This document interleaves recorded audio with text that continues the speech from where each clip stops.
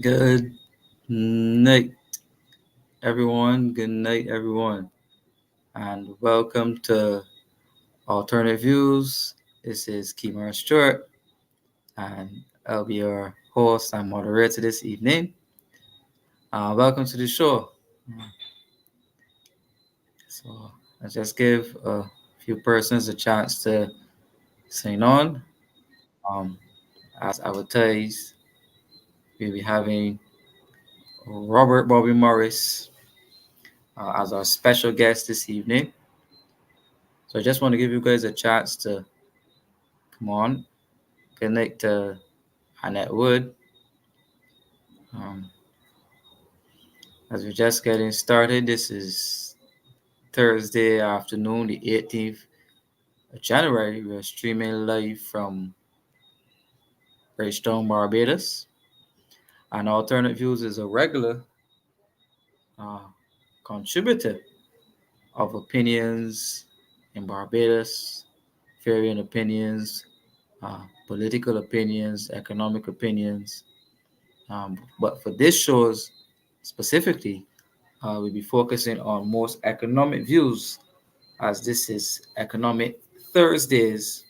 We're trying to expound upon areas of economic interest of Barbados and Barbadians. Um, but first, I want to say good evening to uh, Marcia Weeks and the others from the Marcia Weeks Show, Marcia, Caswell, Pastor Ferdinand,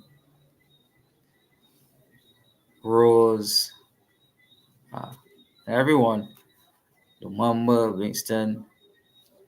Good night to you all. 7 p.m. is our start time every Thursday.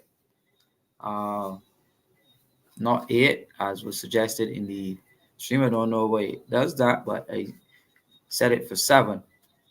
And we'll be having a 2-hour conversation with Robert Bobby Morris this evening. And then we spend the last half hour just chatting among ourselves and answering any questions you may have and querying any queries you may have. So don't forget to share the live to everyone that you can. Um, the more we have of you on here, the better show we have. I'm looking forward to the interaction with you. So please don't forget to put your questions in.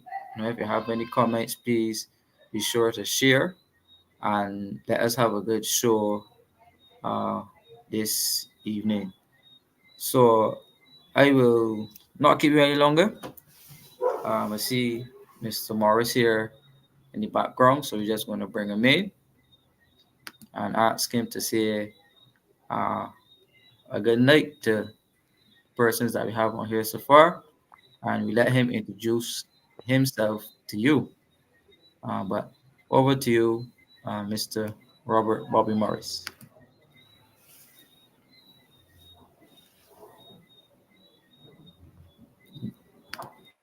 because that's my Yeah.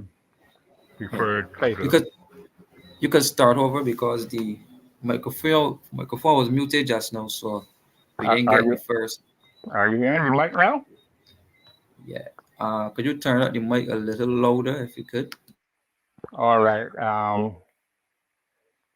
Let me see if I get that down. Depending to some extent on some assistance in the technical side of things here. So here goes. Are you hearing any better? You're not hearing any better? No? Hold on. Hold on. Yeah. 1 minute. So let's give him a chance to remedy his microphone. But good evening to you all. Good evening to Pete Way. Good evening to David Boyd. And good evening to Annette again. Good evening, Erwin Nurse. Um, as was said, this evening we'll be hosting Robert Bobby Morris, and we'll be looking at the economic contribution of labor and jobs to the overall Barbados economy. We have somewhat like a report or economic report on the progress of labor and how it is contributing, the different variables to it. We touch a bit on the International Labor Organization. We touch a little bit on the technical aspects of trade unionism, how it is helping the general economy of Barbados, especially in the times of IMF program. Many persons were querying how and what role are trade unions playing really in light of IMF program, in light of raising taxes and less subsidies, um, what benefits to um, workers who are represented by trade unions. Remember, this is from a purely economic uh, aspect. What economic benefits are you as a worker getting in Barbados? Um, what type of work is becoming available to you, the average Barbadian citizen, having to compete with not only locals but regional players as well? As you see, there's high levels of immigration and migration into the country now from our regional brothers and sisters. And as you know, legislation would have been passed through the Caribbean Community Act to allow for more skilled workers to migrate into Barbados and to have their dependents, which are their children, to migrate with them. And we're seeing an influx into the job markets as well. And many a times we see uh, the ads in the newspaper, the bulletin saying, well, we put out a work permit for a bartender, but I can't remember the exact name it's called. But we putting out having no local fit the role, we be putting out a work permit notice to hire a non-national. Um, Many a times Barbadians do have the qualifications for the job, um, have the skills for the job, but then we see preferential treatment given to non-national skilled non-national workers in a lot of instances. Right? So how is that directly impacting on the average Barbadian in terms of work availability, job retention, and having the respective protections and benefits through trade unions? Right? So in light of being in an IMF program, assets such as the Grant International Airport, um, assets such as the BAMC, which the policymakers have provided like ownership stakes for workers, 25% in the sugar industry. Um, but there was no percentage on record as to what the airport, in terms of shares, as to what the airport workers would receive. So, what impact would the trade union movement have in terms of ensuring that the workers do indeed have ownership stake in these state assets as a means to economic development and development of personal growth, professional growth. Um, as you can see where I'm going here in terms of trying to mesh, um, again, what you do for work, your job, and having economic empowerment. How powerful are trade unions now uh, in terms of securing those types of economic benefits for workers in this day and age? Are we seeing those things being possible, being practical Is it a pipe dream?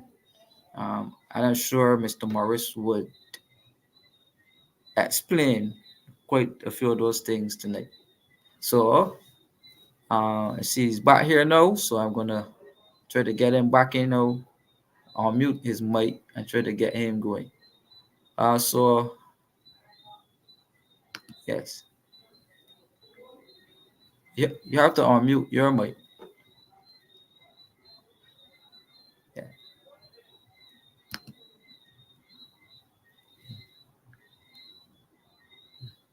Unmute your mic and the floor is yours.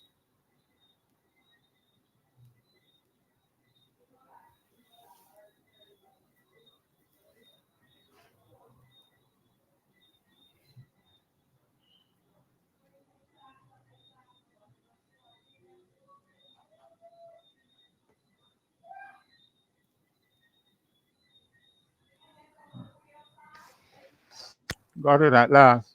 Yes. Yes. Well, Welcome. Welcome. sorry about the delay. Yes. Yes. Thank you for coming on. Uh, oh, you're gone again.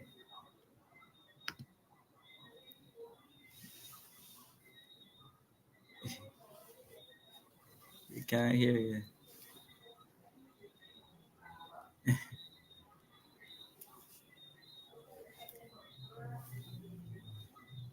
Oh,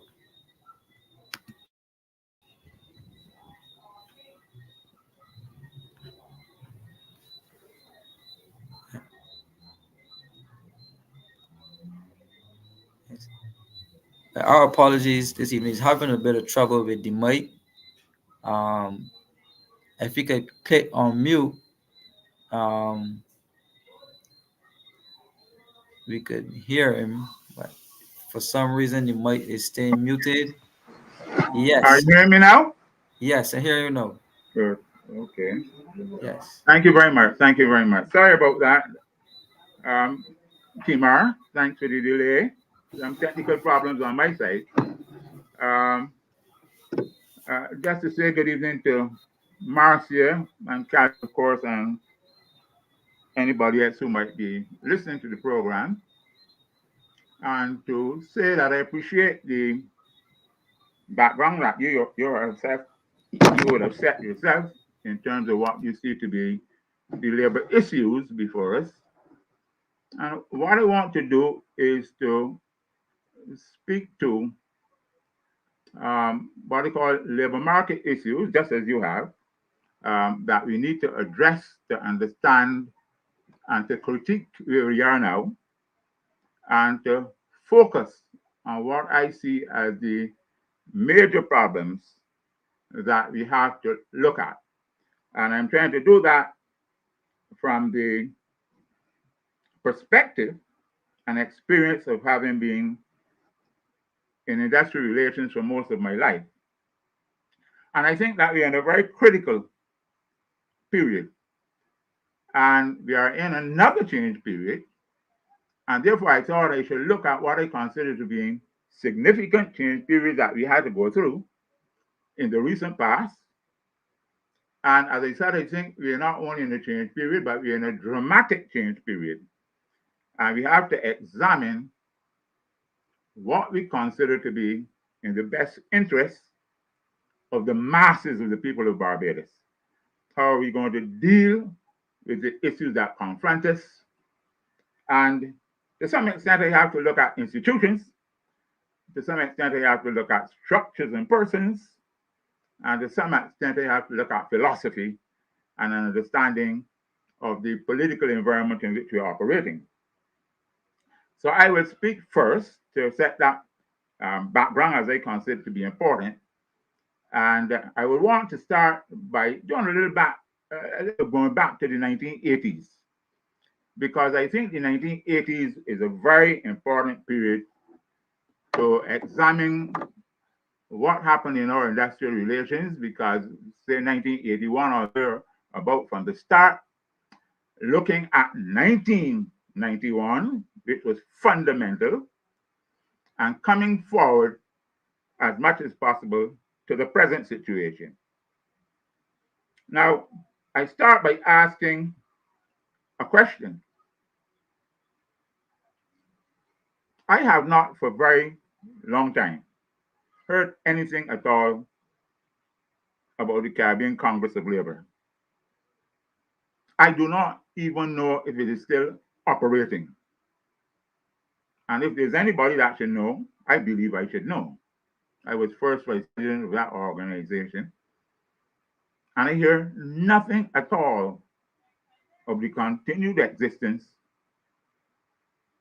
of the Caribbean Congress of Labor. Now that speaks to labor at the regional level, because you mentioned the fact, of course, that there are elements of the single market and economy that are coming into play, free movement of people. And that's going to impact each one of the territories, and we need to look at how it will impact Barbados particularly. There's no discussion about regional talks about such a matter. And if it is going on, then the trade unionists who are holding office in the trade unions in Barbados are derelict in their duty not to keep all Barbadians, not only trade union members, but all Barbadians abreast of what the Caribbean Congress of Labor is doing. But again, too, I'm not hearing a word of what is happening at the International Labor Office. Every year, we send a delegation, a tripartite delegation, comprising the General Secretary of the Barbados Workers Union, the Minister of Labor and officials, and a representative of the employees. Every year, I have not seen a report in any form of the media for years about what is being discussed at the International Labor Organization. So I cannot understand why people will be going to Geneva every year. It's not a holiday, and not being able to come back and discuss with Barbadians what are the things that are being dealt with at that international institution. And in fact, when we were looking at the whole issue of the national insurance scheme, we established that scheme with the assistance of the International Labor Organization. When we had to make significant changes in the 1990s, changing the Severance Pay Act, etc., we asked them to send down someone, and they sent down an official, and he gave advice, which the Barbados Workers Union listened to and supported certain changes to remove certain strictures and blocks in the economy. So that's the first level I want to talk at. What is happening in terms of the Caribbean labor movement as we move more into regionalism, and if it's going to open the doors to people from everywhere?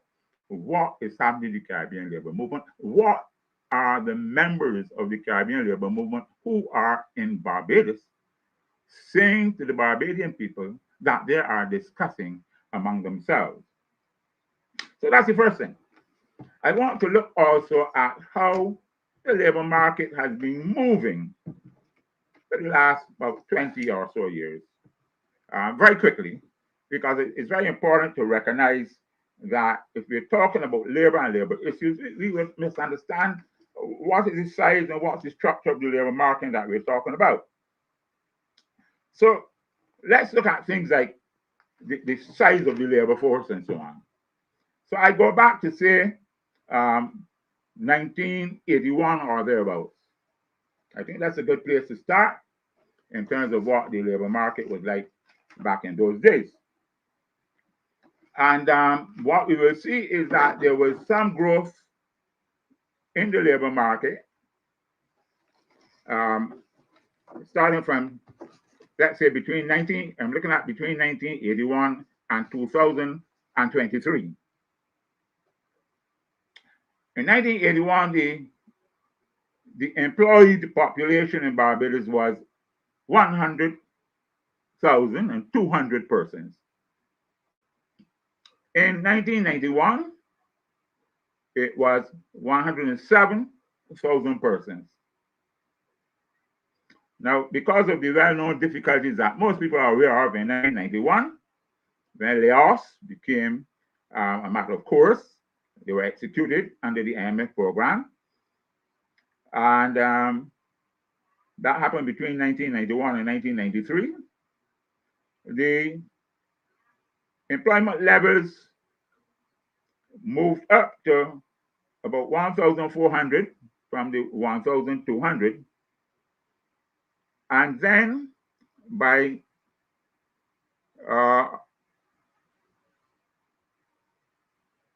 in 2000, the year 2000, that number was something like 125,900. So what I'm saying basically is that the labor force has been growing, not in significant jumps, but it has been growing over time.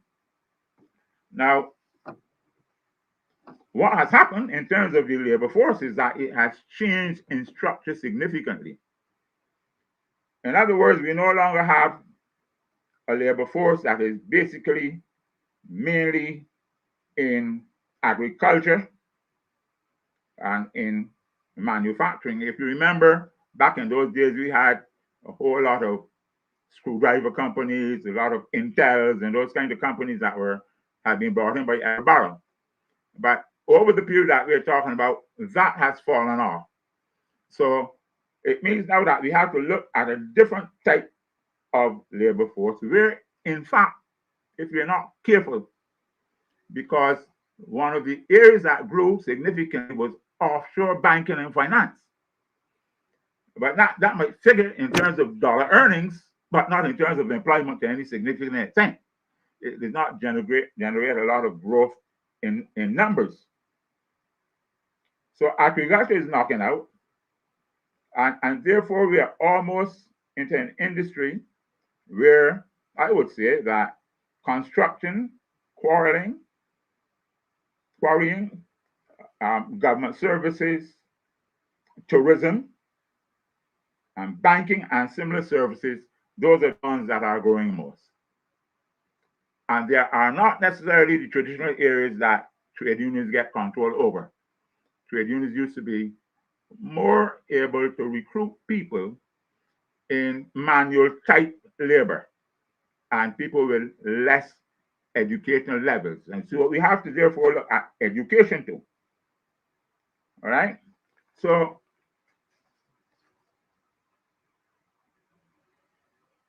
let's look, for instance, at education in terms of the type of education that people who in the workforce had. Now, back in the 1990s, and in fact, at the borderline at 2000, the workforce, looking at the age and then going on to the education, the workforce between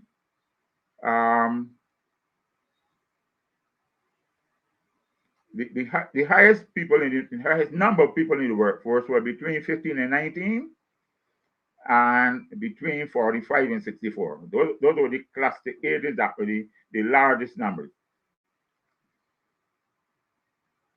You also had a good group in terms of workers between 20 and 24. And as you would imagine, the senior workers would be in the age group between 25 and 44.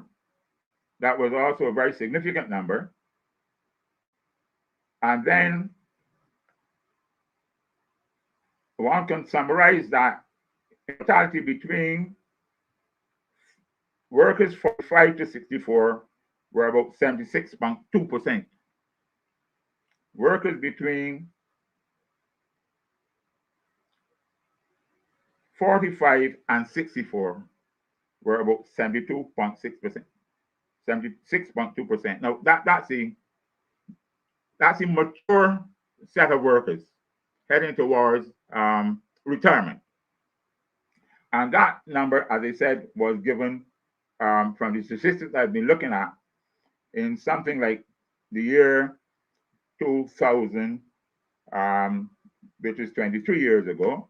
I don't have any more recent statistics on that, but that gives you some idea of the breakdown of the labor force. Now,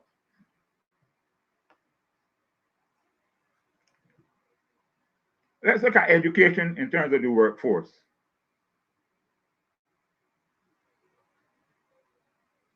Between 1981 and 2000.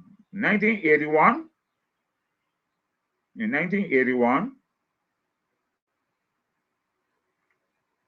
the persons with primary only education dropped from... Shift your camera back on a bit. You're coming out the shot. Yes, sorry about that. I'm looking at these notes here just to be sure that they have the information. But in 1981, the persons with only primary education in the workforce dropped by 1981 from 48% to about 22%. And the large numbers were persons with secondary education, which grew from 47 to 76%.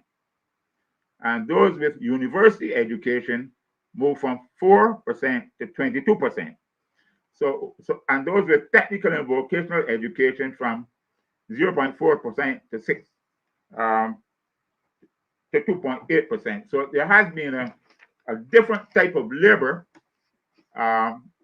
in the workforce, tending to the labor force becoming older, first of all, and better educated. I think that's a generalization that we can make.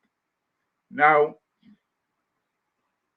the last thing I want to look at is training. What kind of education we are getting out there for the workforce? And I would say that the major areas that one will have to look at in terms of workforce training, apart from university, would be Eardiston, the community college, and the Samuel Jackman Prescott Polytechnic. The Eardiston training remains standard, and their turnout is half males and half females every year. But that's a standard number of about 19,000 teachers that they have trained for the workforce, or to be in the workforce, and that you will find in all years. But what I find is that by map, which people sometimes neglect,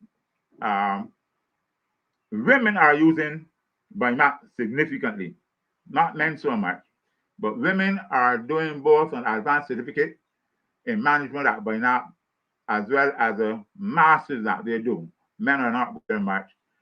And finally, when I look at the Polytechnic, especially in the technical areas of training, like computers, the use of computers, computer repairs, vehicle maintenance, and that sort of thing. No women, basically. No women are getting that kind of training. We have not shifted women into the technical areas sufficiently. They might be doing academic stuff in terms of studying about computers at college, but in terms of the technical side, that is where the men go at Polytechnic. But again, the numbers are not significant. A whole lot of people are not going there.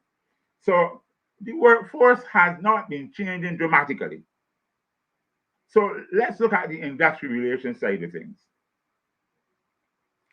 We still have basically one workers' union that deals with the labor force, and that labor force is across the government and the private sector. That's the Barbados Workers' Union. Caswell is making some inroads, and he is also based in both areas. Now, in terms of the what is called the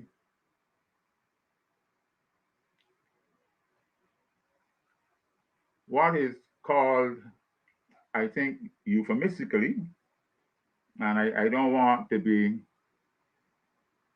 I don't want to be, I'm getting a question from Peter Earl. Now, Peter is an expert that I appreciate very much. So I will break and answer that question immediately, Kimar. And he asks, is the changing characteristics of the workforce as well as the increase in individual rights responsible for the significant reduction in union membership in both the private and public sectors? Now, Peter, you're a little ahead of me. I really cannot tell you the statistics in terms of numbers in those two institutions. If we're looking at the Barbados Workers Union, which is the one that controls the private sector, they do not publish information. I have information as an official that I brought out of the organization, because one of the last things I did before I left there was to get an organizing report that went from the 1990s up to when I left.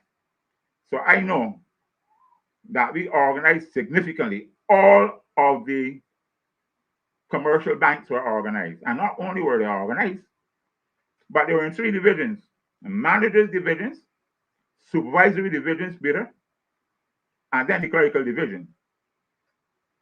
And I recognize that the whole personnel of the Barbados Workers Union should be changed to deal with that type of new member. So I was recruiting before I left people with university degrees, because I felt that we need people to do the research and people to sit down and represent them and people to teach them, to advise them. I cannot tell you if that program has been continued. I really do not know. So I can't tell you, Peter, quite frankly, what are the numbers of members,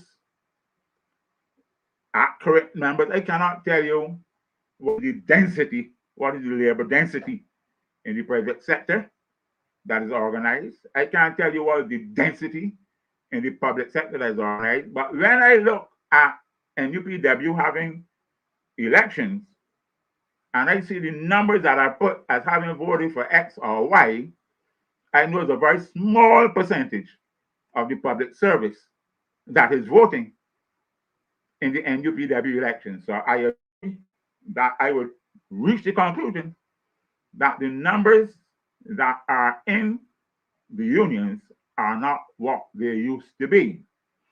Why? Your question is whether it's the increase of individual rights. I think that. I think it's more than that. I think that one of the major things that is happening now is that trade unions are looking for these rights to be conferred by government.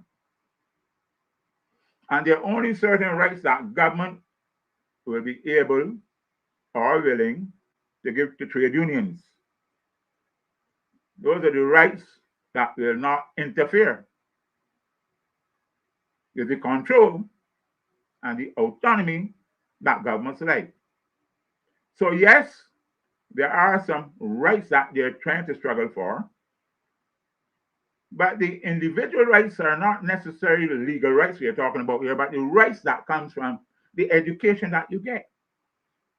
Many of the people who graduated from university have done industrial relations, they have done personnel management, and they've done a lot of those areas as key academic areas. And they might not feel that they can go to organizations that are not better trained than they are. Right. So, Mr. Morris, let me Very answer a service. question in that Mhm. respect. Yeah. So you're saying that capital, whereas in business, capitalize on a weak education system where people were not being educated to the levels that they're being educated at today, that lack of exposure to higher learning institutions to give persons that knowledge. Would it be safe to say that businesses exploited that state of mind? What I would say is that, generally speaking, uh, any one of the institutions I talked about, Samuel Jackson Prescott College, the BCC, the University of the West Indies, they're structured, as you know, in different faculties, and their concentration is subject matter training. So if you go into chemistry, somebody is a good chemist, let's put this in chemistry and get a good job or whatever. But you are not going to get training about um, how to conduct industrial relations or how to fight for your rights through the university. Some people in some areas will do that, but it also depends upon who's teaching at a university. Because if you teach from a pluralist point of view, where you grant people the right that they should differ, there's the right to belong to workers' groups, there's the right to belong to employers' groups. But if you have a human resource department that is teaching that management should be in control of everybody, and there's no need for a difference between employers and workers, that they're all the same thing, have the same interests, that the overriding interest in the workplace is the workplace's interest. And the workplace is dominated by management and owners. So, university education will not interfere broadly with these issues. It is the faculty that you go into and the department that you go into that's going to determine the consciousness that you have. So I think the rights we are talking about, I believe, Peter, just to go back to that, I think there is a notion coming from the education that we have got, is that you don't need an organization necessarily now to defend you, to look after you. Or if you need that, you can go to train lawyers, train human resource consultants, because they are there, they're existing, and they make a living from that kind of exercise. And they might feel that those are the experts, and the union is a amorphous organization. Yeah. So could you And give a so could you give unless a you can look at a particular union and see the skills represented in that union, you might not necessarily feel attracted to it. And I all right? believe that a lot of the people in the public sector will be free riders. Yeah. I So don't let think me that there ask are you. many of them that will So join now the that you union. say, so now that you say that, let me ask you. Explain the characteristics of the emergence of a unity workers union on the not on the scene in terms of government as compared to the traditional strongman unions, the PWU or the NUPW. And even if you go further back in history, I always hear you mention something about the big woo, right? Mhm. Um, so some persons will call the UWU, the Unity Workers Union. Uh, if you take political parlance, you put it, no, that's like a third party emerging, and this union now is like a third union emerging, and it's taking they're taking a foothold into the consciousness of the society, uh, based off the again, the representation it has or has been offering to the people. So could you give us some some insights on the characteristics of the emergence of enigmas like this? Um, let me, first of all, read out the question that Peter has put to me here, and I'll get back to you because yours is very important. Peter says the BHDA recently said that there are only 434 BW members out of 14,000 in the hotel sector. He's put that point to me and he wants me to speak to that, and I will. I have to. But back to your question. Now, a trade union is clearly defined in the laws of Barbados. But there are things about trade unions that are not clearly defined. They are understandings. Now, Big O never had a union per se. It was a pressure group. I don't know they had any numbers. Right. Don't forget you might gotta say what is big woo, Uh-huh. Because some people here might not know the Oh, yes. history. Okay. BIGO was the Barbados Industrial and General Workers Union. So if you look at the title, it suggests that they were pulling people from industry and they were putting general workers from general areas, etc. It was it was controlled by what I would call leftist leaning, socialist oriented people. Um, and I think what they wanted to do was to develop working class consciousness. I think they wanted to develop a resistance from the working class, not to take life for granted and recognize that nothing comes without struggle. But it really was not a functioning union that had several divisions and so on. So if you look at the people that were being engaged in Big Row, you're talking about Mr. Comishong, you're talking about Mr. Bell, and some other people, and some other people. And that went the way of all flesh. That and the Clement Union and so on were names. They were not like the Barbados Workers, the NUPW. But that then brings the very fundamental point. How do you move from establishing the union to making it really effective? You do that by membership. You do that by getting agreements. Now, to get there, you have to go there, make the workers aware of what you can do for them. But in Barbados, the first thing you have to be able to do is to get recognition from an employer. And we have run away completely from the notion of putting legislation in place to deal with recognition. So what we have is a custom and practice situation that is not tied off in the law as in the laws of other Caribbean countries, where you have to get a certain number of the categories of workers. In other words, you have to write and say that this is the category of workers that we want to organize. This is the number of people employed in that category or those categories. And we have 50% or more who are paid union members. They have paid the entrance fee and they have been paying monthly or whatever. There's a check-off system. If there's any doubt, people from the Labor Department can go and look at your books and check what you say as against what your book says. Now, here we're talking about, Peter, we're talking about an entire sector of employment, tourism.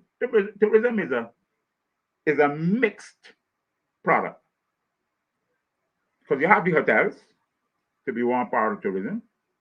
You have the apartments.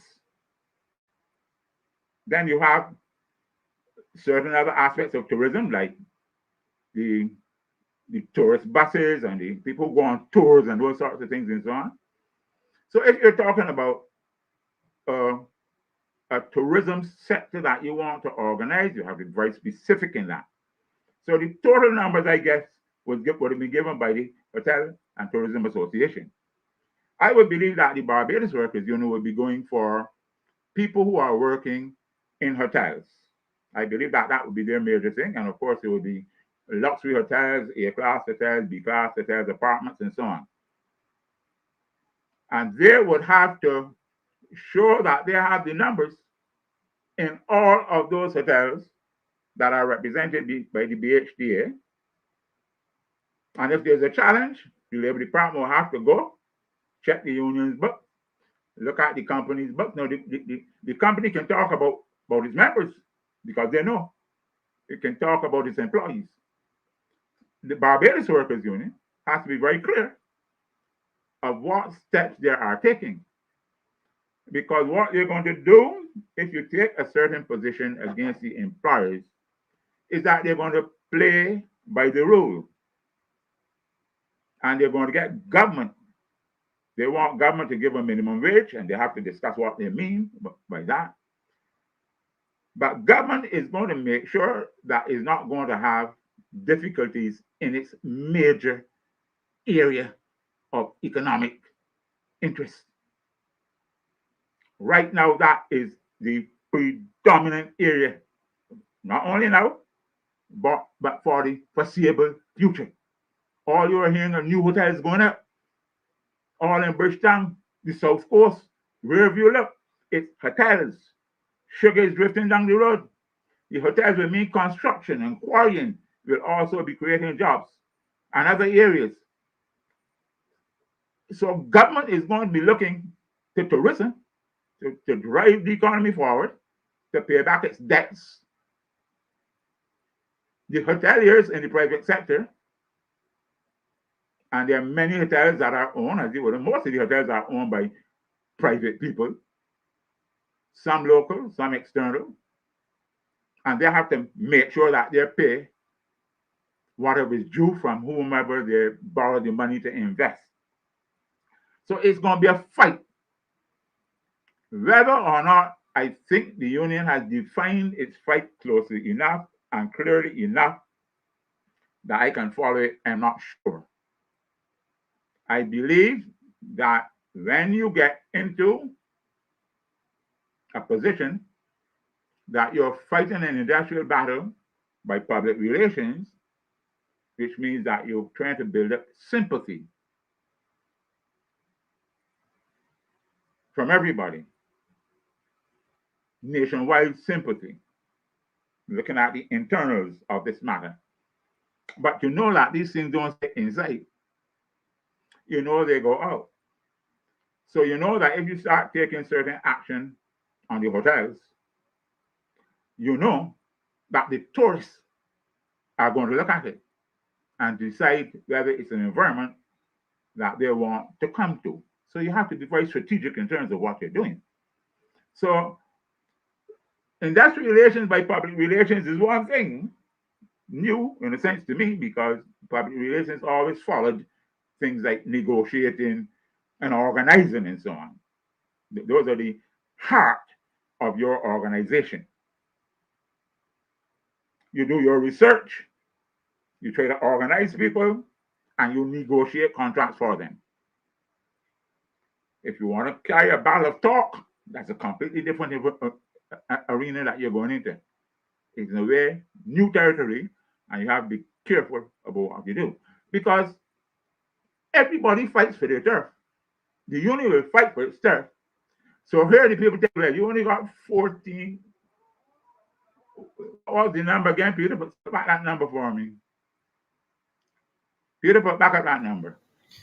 All right, just give me 1 second. I will put that Yeah, comment back up for you. yeah. But in the meantime, you're having quite Well, a bit of comments coming in to this uh-huh. to these things. So people are I very can break and let people come in, and then they can come back, though. That's all right. yeah, You want anybody right. to call or whatever?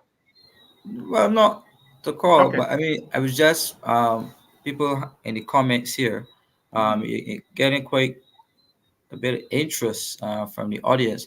So we just wanted to engage the audience and say good night to everyone here. Thanks for tuning on. Um, let's not forget to like and share. We're on here with Robert Bobby Morris. So far, we're having a great conversation, understanding the technicalities, Mm-hmm. not so much the politics about trade unionism and the role they have to play to ensure the survival of themselves and to ensure the survival of the persons they represent, which are the workers, and these workers being our mothers, fathers, grandmothers. And we have to look to the future and look to what trade unions will be in the future in terms of representing, or if they're even needed um, in the future going forward. So we're going to hand back over to Mr. Morris, but we're not saying that. Thanks, Timur. And Go ahead. I'm thankful for the comments. And I would say this. I'm going to be very political. Once people do not understand that party politics, party politics is not the only kind of politics. And I do not have any bones to say that I've always been Democratic Labour Party and will always be. I've never shifted and will never shift. So I believe in my party because of its values. and its policies. I believe that it was shaped by people like Errol Barr and Frank Walker. There's nobody else that come before them in terms of my mind and my thinking. So I want you to know that. So I'm going to get into politics. I'm going to get into that. But I want to lay groundwork on other bases first. What you would call the technical basis, so that people who might not listen to these things normally or see the perspective I'm taking will see that there's another perspective. So, Peter, the number suggests to me that a small number of people in the sector are members of the union. Right. You said it was about 435 out of 14,000. Out of 14,000. But normally, to get recognition in a group, you need 50% plus one. So that doesn't get anywhere near there. But again, too, I can't take those wrong numbers, because if I'm asking for recognition, I have to define my bargaining unit. And the numbers that are given there might be including managers and everybody, and my bargaining unit might not be that. So you have to define the bargaining unit, and you have to define the companies that you're asking for recognition in. You're not asking for recognition necessarily in the entire hotel sector. You're asking for recognition in named companies, in named companies where you have membership that you have organized. So I would just like to get to that. So that is a power play coming from the Tourism Association, but that's what happens. People will fight for their turf, and they will use whatever they can to defend their turf, and the trade union has to be able to do that. I'm not sure that the defense that the trade union can use is to run to the government and to run to the social partnership and say, legislate this for me. I don't think that's a defense. I believe that that has a lot of problems involved in it, because there are times when government will not be able and will not be willing to do the bidding of any trade union. So you need to understand what's happening there. But back to the what Peter was coming up with something else. Mr. Earl, you were coming with another question.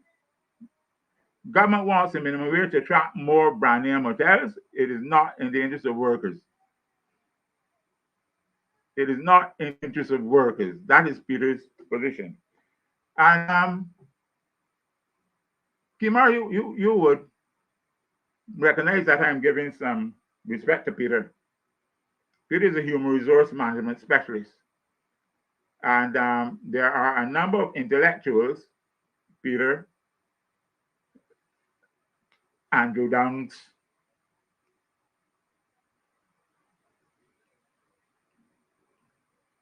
and some economists, that persons like myself, while we were practitioners, had to depend on in terms of advice and consultations with them in terms of developing things like productivity. And I say that to get back to Peter's question. Minimum labor standards goes past a minimum wage, because standards can be in several different areas. So why are you going to government when government does not own the hotels?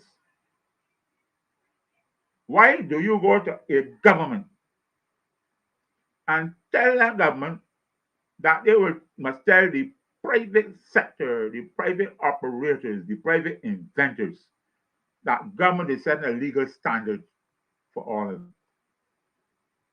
But does this have any correlation? Does this have any correlation to the General Secretary of the Barbados Workers Union being a member of the government, sitting on the government benches? Does that correlation there? Could it be a reason for the points we just suggested? But it's drawn an assumption. It's drawn an assumption that it's not that the general secretary is in charge of everything in the union.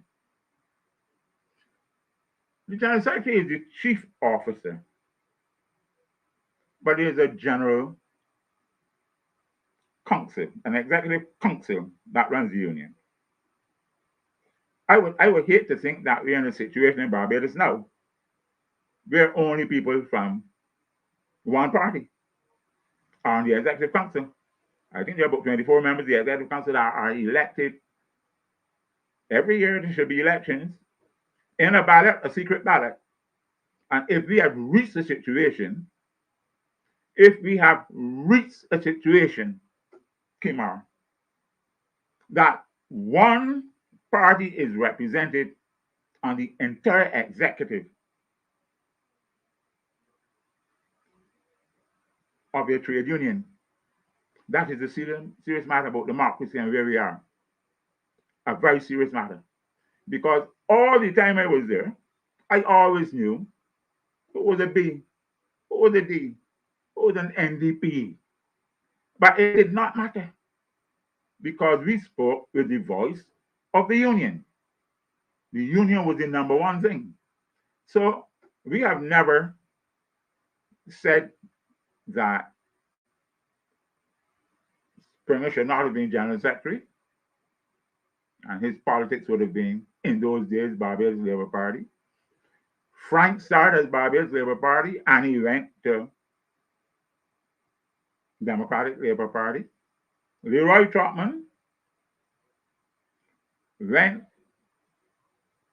to the Democratic Labour Party, and I don't think he ever became a member of the Barbados Labour Party. I think he sided with the Barbados Labour Party very strongly. I believe that is so. But when he was a member of Parliament and a trade unionist, he was in the Democratic Labour Party. And he broke from the Democratic Labour Party over, as you know, the 8% cut. That was his major reason why he came out of the Democratic Labour Party.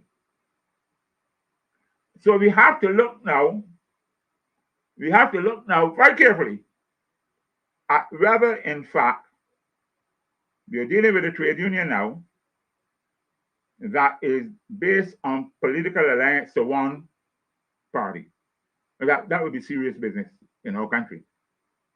Because I don't want to be disruptive, but I'm not afraid to be either. The National Union of Public Workers is seen generally as one where its leadership is leaning Barbados Labour Party. I think that's pretty much accepted. Nobody questions that. Its officers are taken to be Barbados Labour Party officers and supporters. Now, what is called the CTUSAB? What is it now, really? What is the CTUSAB? It's a Congress of Trade Unions and Staff Associations. But can you really tell me what it does? Whom it gives representation to? Okay, The member. Slow down. Let's not lose it. That is now. CTUSAB. That I think that has been reduced basically to not even a pressure group. It's to be a talk group. But let me make this very clear. The strategy of forming CTUSAB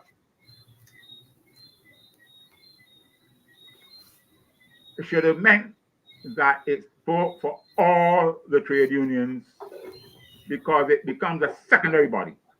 All the trade unions would have been, all the individual trade unions will be primary unions. CTUSAB will be the secondary body. So what happens to secondary body?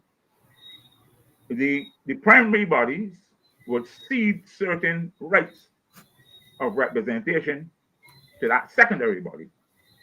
And the secondary body will represent you at tertiary bodies like ILO. That has never happened in Barbados because as soon as CTUSAB was given the right to go out and represent the trade unions in Geneva, the BW pulled out of CTUSAB. And once they left CTUSAB was a toothless tiger. It is now a gumless tiger, not just toothless, but it doesn't have strong gums either. So that will give a little statement here and a statement there to say that they're still Whoa, operating. whoa, whoa. So wait. And that is what it is. Wait. So based off that description that you gave to CTUSAB Yes. about the ineffective nature it has, like you could clearly state that that type or the structure of the organization has now become irrelevant to the future of what you call industrial representation of whoever it represents. May I ask a very simple question? Go right ahead. Who do they represent? But The sugar supervisors. I think one of their big officials was represented by sugar supervisors who would have been made laid off. I guess he would get back his job. The sugar supervisors organization is really an organization of any numbers in our country. The other no, one was a former, long retired teacher. But the teachers have a teachers union. They have the BUT and the BSTU, who've always been led by Barbados Labour Party type people, generally speaking. Generally speaking. So let's be real. What do you hear coming out of CTUSAB that makes any impact on industrial relations in Barbados? well, in That fact, makes well, any in fact, impact on the working life of people? the head of the organization usually comes out in the newspaper protesting, saying that the organization is not being respected by the uh, government administration in terms of being invited to discussions, to participate in forums, and the like. So, So so, so, so, so, Kimar, when you ask that question, then you want to ask, so what will you do about it? And what will they do? But that's the fundamental thing, you know. If you're saying that you're not being respected, that's an admission, a very serious admission to make publicly. You belong to an organization, you're admitting that you're not being respected. So my question is, what will you do about it? huh. If you can't do anything about it, then what do you deserve? So I will not answer that question. But Uh, but the importance is that we have to be very careful that the notion of a social partnership, which is still being bandied about to some extent, and which has moved basically from the roots of when it started, we have to look very carefully and see what that has done and will do to the country. I am convinced, I am convinced that what we call industrial democracy and social democracy thrives in a pluralist environment. An environment when workers are free to represent themselves against employers, whether they are public sector employers or private sector employers, against a background of rules, but you're in your separate areas. And there are times when you come together as three. A continuous functioning, what is called social partnership, is a danger to democracy because what it does is it creates a bond between three groups that are not necessarily naturally in that bond for the same reasons and for the same ideas. So I think we have to be careful at all of these things, no matter how they're put out there, no matter who put them there, we have to be able to ask questions. Now tell me, which other country in the Caribbean has this social partnership operating the way that ours happens?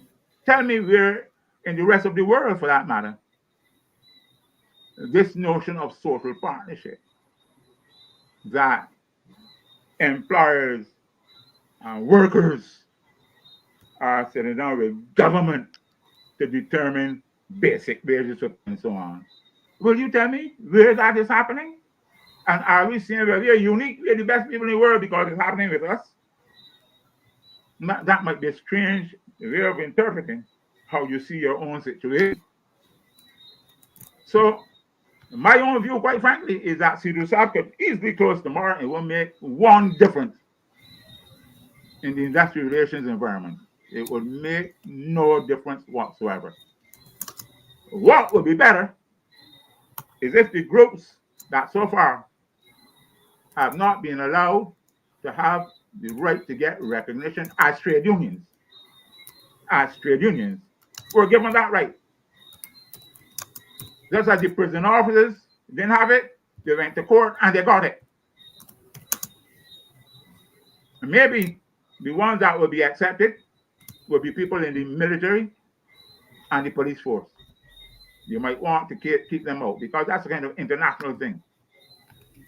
But the reality is that when you get that kind of closure between sectors whose interests are so different, you're moving towards something that Mussolini would have liked.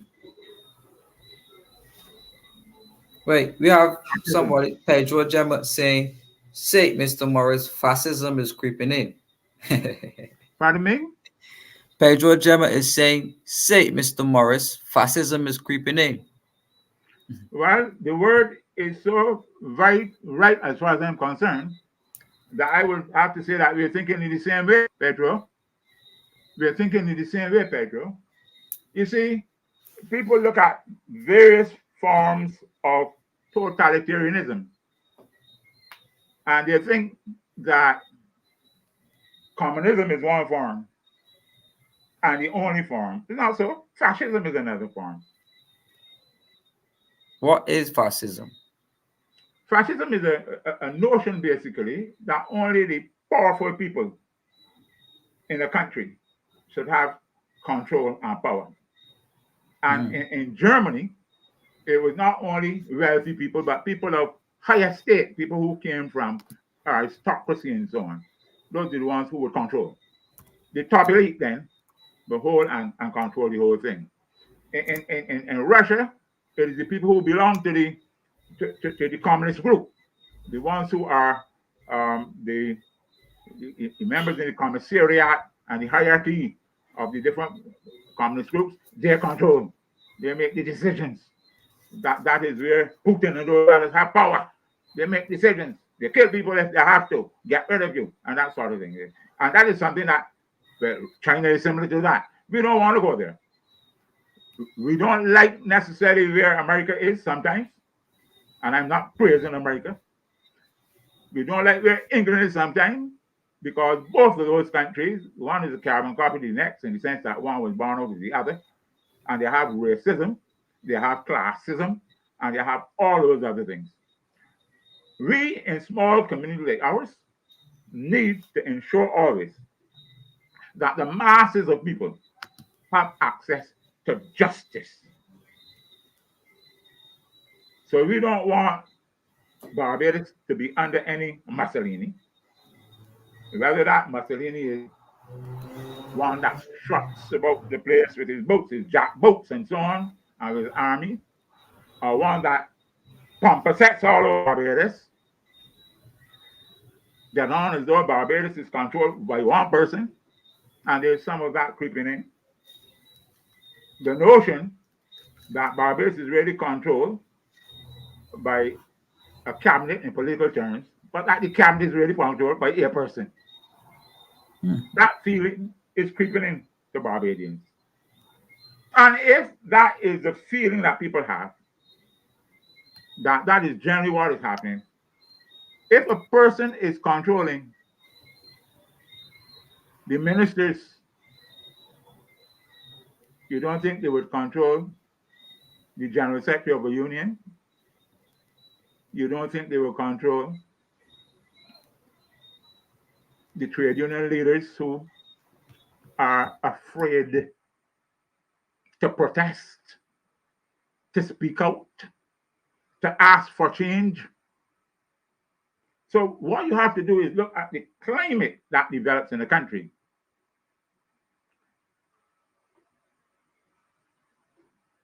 this I'm getting some information from Sean Cole. Sean is saying that fascism is when the government and corporations become one in terms of their control. You know, they come together, they fuse, and they're powerful people. That is what fascism is. The powerful people come together and they're fused. The same thing is in communism, you see, because in communism, the politicians own the companies too. All the companies, all the big companies are really controlled mainly by the politicians and their friends.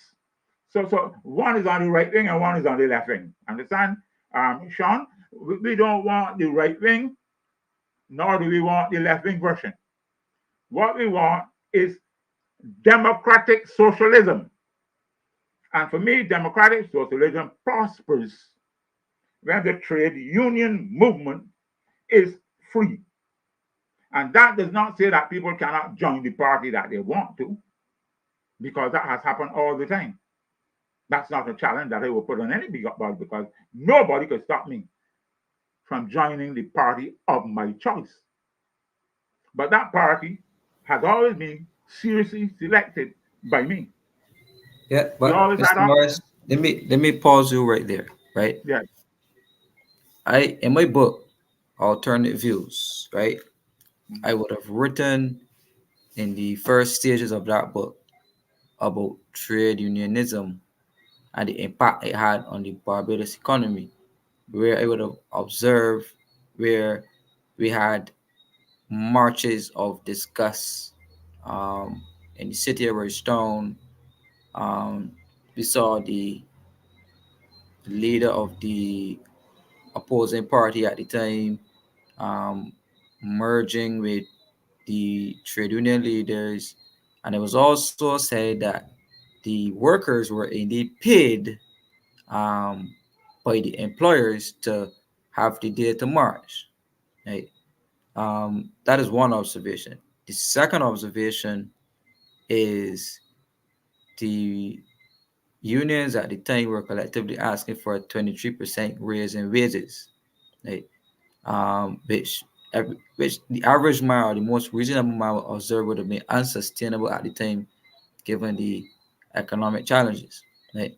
However, with a change now in government administrations, the trade unions at the time would have reeled back on their ask in terms of the wage number they were asking for the 23%, and they accepted 4%. Right? So given those two observations, would you say it was a just just going from what you said about joining a political party, it's fine to join a political party as a trade union leader, it's okay. But those two observations, I want your honest opinion on. And looking at me, and no, but I consider myself politically exposed, but in the professional capacity, in the voters' capacity, in the observers' capacity, looking on to these two observations, what perception do you think the average mind will garner? But let me say, Kimara, that the two examples you gave, the march by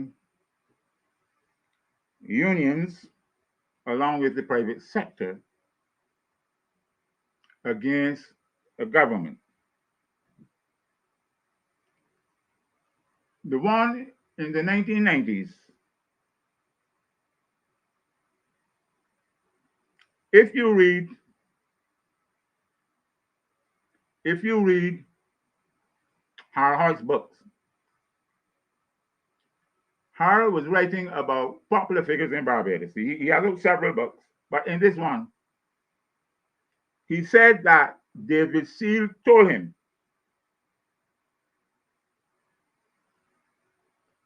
that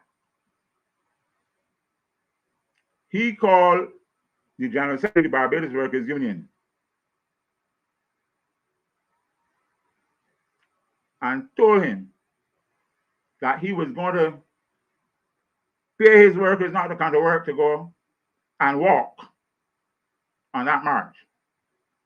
Now, Let me give you some background on that one, because I was deputy general secretary at the time, and therefore I was in there.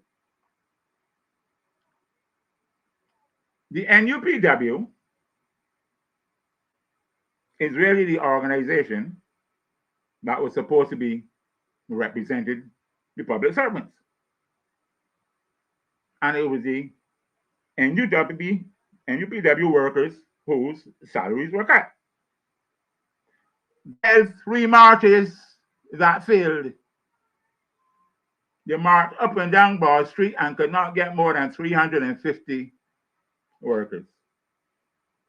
And I know that the advice was that if there was to be a march against the government, then it would have to be a march of public servants. Nobody in private sector is wages. I think it was government workers. That was the decision that was taken. Next morning when I went to work, I saw the yard full of people with placards and all sorts of things. And then they gave fancy numbers about 20,000 march, 10,000 march, etc. It was a huge march. But that was a march that was controlled by the employees. And they did it again against Frondell Stewart. Second time that kind of march has been coordinated and has always been against the Democratic Labour Party. Understand that? Because it is the private sector that has always found favor, especially the old private sector, the powerful groups, has always found favor with the Barbados Labour Party. That's a fact. No doubt about that at all. No question, sir. The masses must have access to justice. That is right. People feel they don't get justice in the courts. You're saying cases delayed, etc. Now, that is, I agree with you, but that's for another forum, the thing about cases. But now, your point about justice, I agree with you, sir. But why can't you get justice by, first of all, workers recognizing that if they come into a workers' organization to get justice, they don't have to be dodging into any party, be the or who. The largest group of people in our population are workers, whatever level of work you're talking about. So if we're talking about justice, and if you think that justice is going to come from things like having good education, good health, a good job, good work conditions, etc., why cannot the workers come into a union without having to feel that they need the support of a political party which wants votes, basically? Peter wants to know if I write a book on the march. Peter, he might not just write on the march. Right. Before we go on to Peter's comment. So Peter, I'm coming to you next, but let me deal with the justice issue. Yeah. Workers need justice. And to get justice, they need representation, my friend. And you're making that point. And if you think that justice just means that you get an increase by a wage or something like that, justice is so wide. But you know what justice starts with? Respect. Justice starts with people accepting you as an equal. And that has nothing to do with the house you live in, the education you have. An equal in terms of your rights to exist and coexist. That is the justice I'm talking about. And therefore, I'm very, very serious when I say that you have to be careful about political parties, and I speak even to the party to which I belong. A political party could understand, it should understand that it can only base itself on the masses. However, you break down Barbados into classes. Some people go this thing about upper class, middle class, working class, etc. The most people are in the middle and working classes. The most of them came from roots that we all came from, poor roots of slavery. That's where we're coming from. And therefore, our job is to give justice to the people whom we have the opportunity to serve. Right. But that goes back to how we started the conversation. I remember the former Prime Minister Onafa. This was after he left office when he was in his professorship. He was speaking to the enfranchisement. I mean, he even spoke about it on his political campaign, the enfranchisement of workers in terms of following what he called the Mali model, the Michael Mali and Jamaica model, when Mhm, they privatize mhm, state-owned enterprises. Right? mhm, And given the fact that Barbados right now is on the IMF program, mhm, right, we are in the scenario of privatizing public enterprises. So the Grand Leals International Airport is being leased out for about 30, 40 years. The Barbados Water Authority is about to be privatized. We had a privatization in the Barbados Transport, the National Transport Board, right? A Sugar industry, privatization of sugar BAMC, industry. right? So we're having a series of privatization, and privatizations really go against the culture of Barbados and what the independence order gave us. We know that the social services sector, in terms of government subsidizing the living of Barbadians, was the ideology of our founding father, Errol Barrow. But today, no, we're seeing a reverse of the type of policies that would have kept us during the independent spirit as per a new republican system, right? Well, let's put it this way: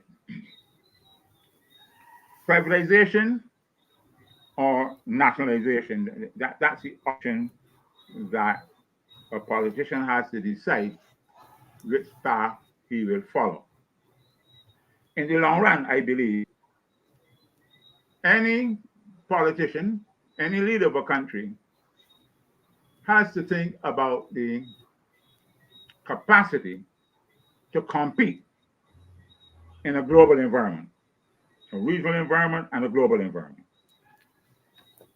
Are you going to be able to do that if you keep everything within the public domain? When you decide that you're going to create private entities out of the public entities, are you sure that they remain profitable entities and that you don't just put to the workers with their shares or whatever loss making things that you are privatizing? Because that can be a danger in itself also, that you offload the private operations that have never done well and do not have a brilliant future. So that's one thing to look at. But it can make opportunities for involvement in ordinary persons into private enterprise, shares in companies that are owned by businesses, etc. By a policy, a fiscal policy of how do you encourage people to be able to get shares, do you reduce the kind of taxation on the income that they get from their shares, etc. So it cannot just be a system of saying that we will take away some of these businesses that we have been spending a lot of money on in terms of providing public goods and so on, and then turn them into private services and expect that they will survive because they might not survive at all.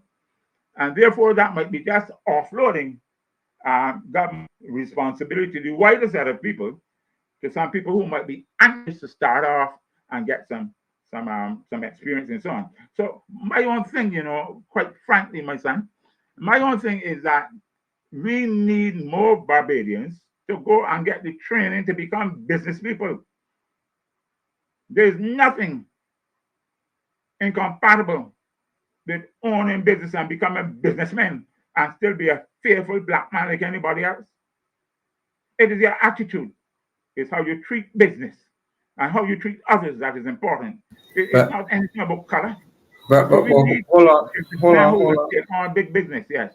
hold on. Now you say that there are some changing cultural dynamics in Barbados Mhm. in terms of the Indian Barbadian Mhm. taking a foothold in terms of business and enterprise. You know, we started out with just a coolie man and a couple of salesmen, but now it's significantly grown wealth in terms of providing public transportation, ZRs, minibuses, household items, and they've really done well for themselves in the dynamic of Barbados. But we just be frank here, we had um, the black Barbadian in Barbados seemingly not being able to replicate such a successful model of building wealth. Our people still tend to go for the job, You gotta go to school, go and get a job, go to university, go and look to join the public service, you know. But if you look at their culture, they are focused on the elements of business from very young, right? And I say that because we had an instance where our deputy prime minister at the time would have frowned on a video, public video of a little boy at work with his father on his Adar. But I can attest to living in and around the Indian community in the city of Bridgetown that when they enter their establishments to do commerce, Mhm. sometimes the person doing the transaction at the cashier is a little girl, no more than like 10, 9 years old, right? And we encourage that, and that is fine. But with our side, no, we even get the political persons frowning upon those type of activities. So you would care to shed a light there? Well, the question about privatization and business is a fundamental one. It's a fundamental one, and we have to spend some time on that. Is it good or is it bad for your country?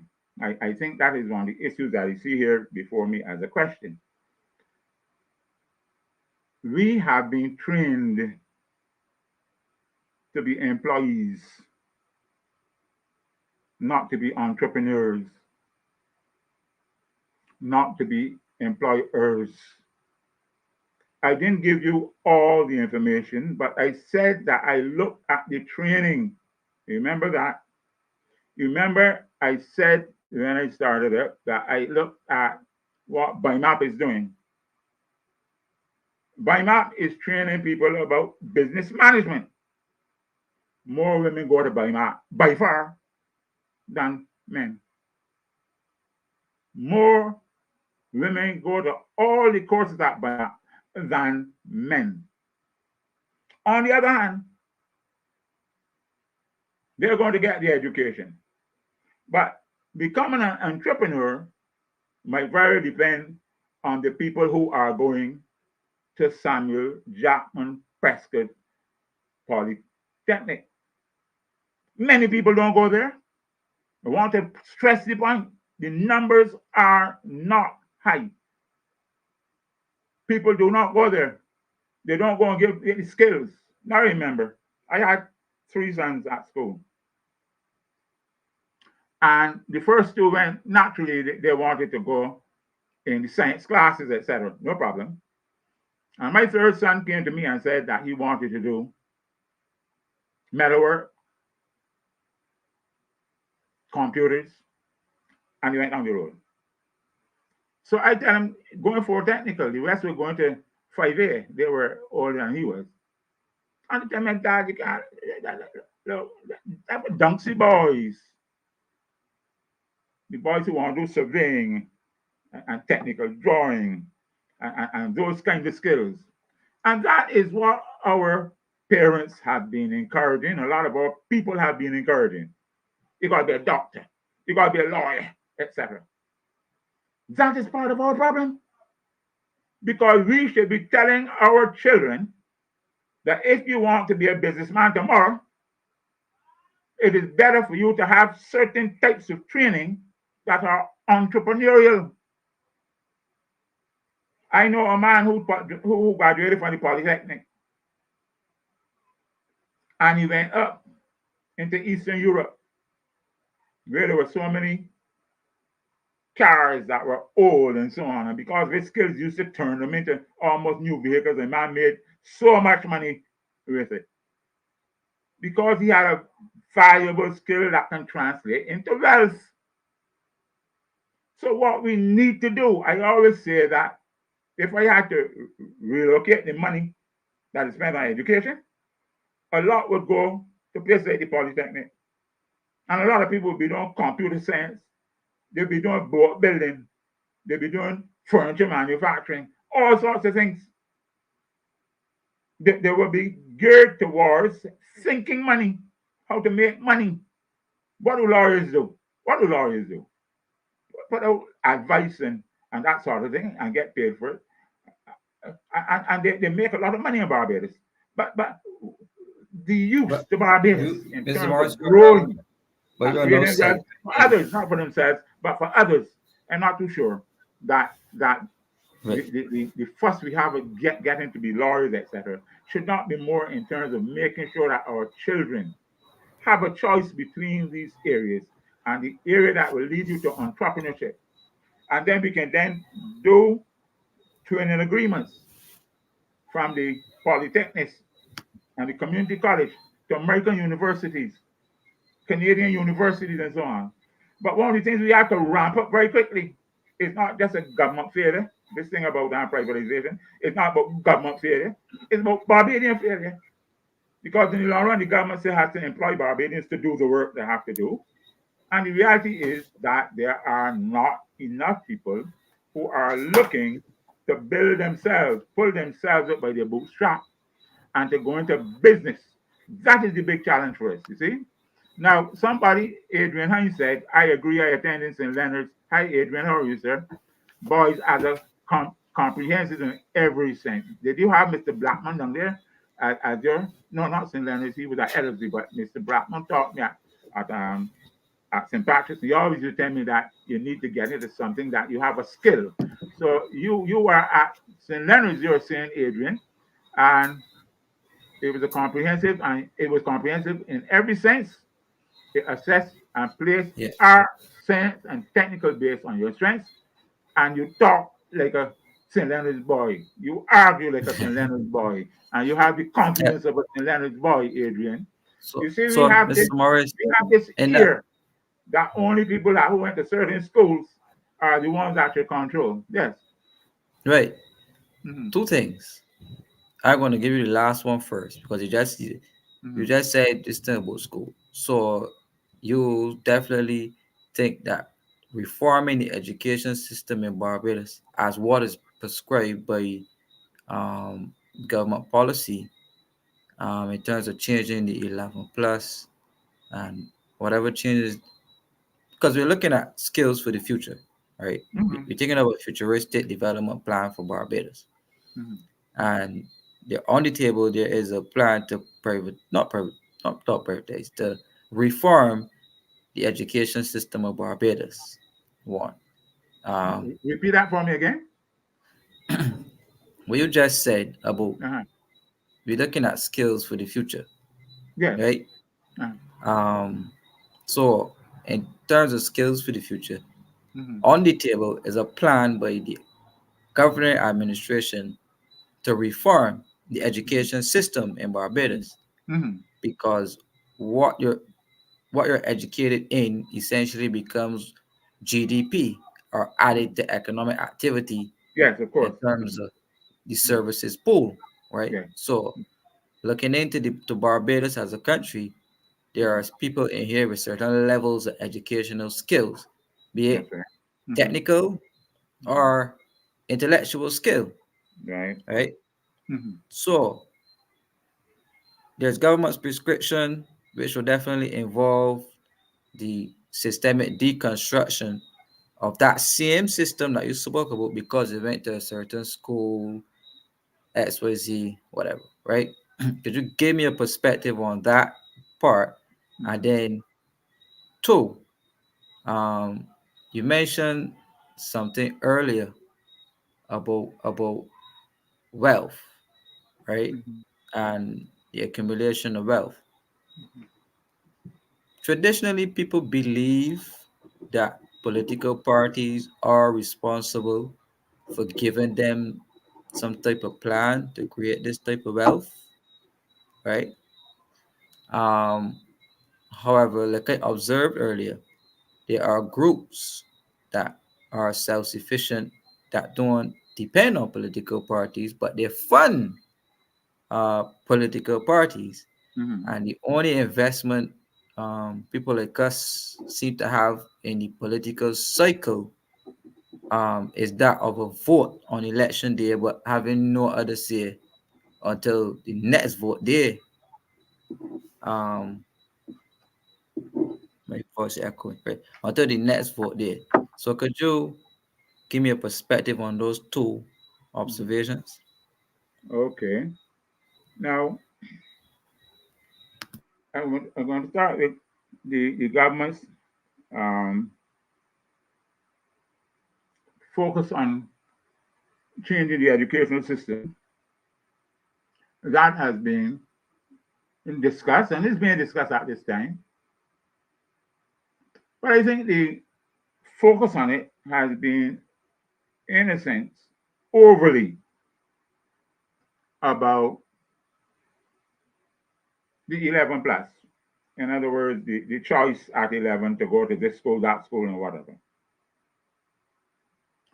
My own view, quite frankly, is that the focus has to be on the quality of education, whichever school you go to.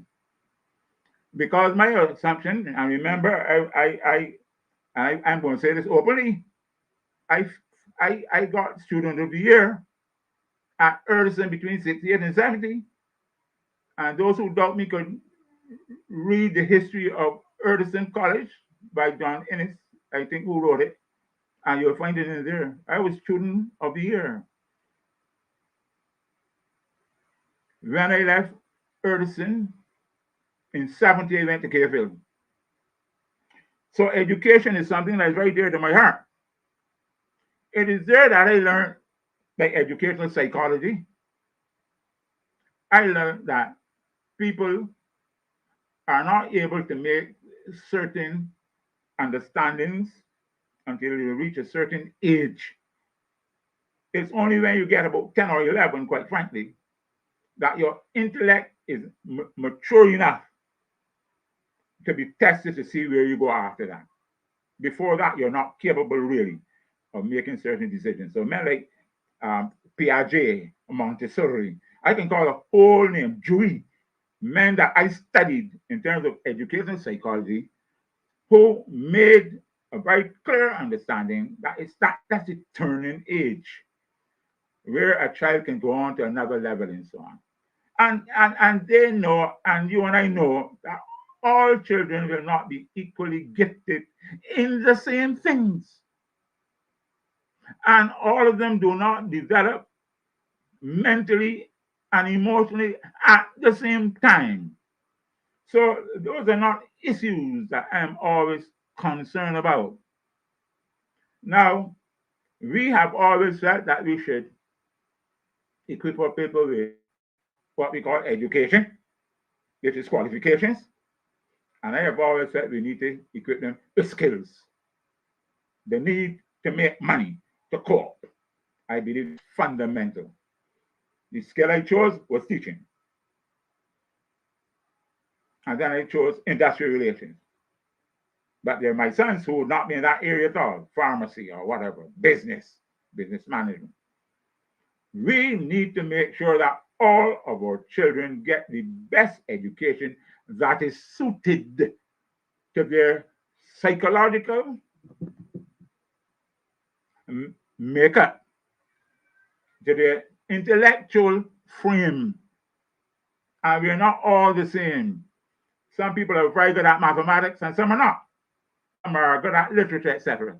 So we need to understand that all we want our children to be is, first of all, clear with all the basic things, know a bit of mathematics, a bit of science, and so on and so on.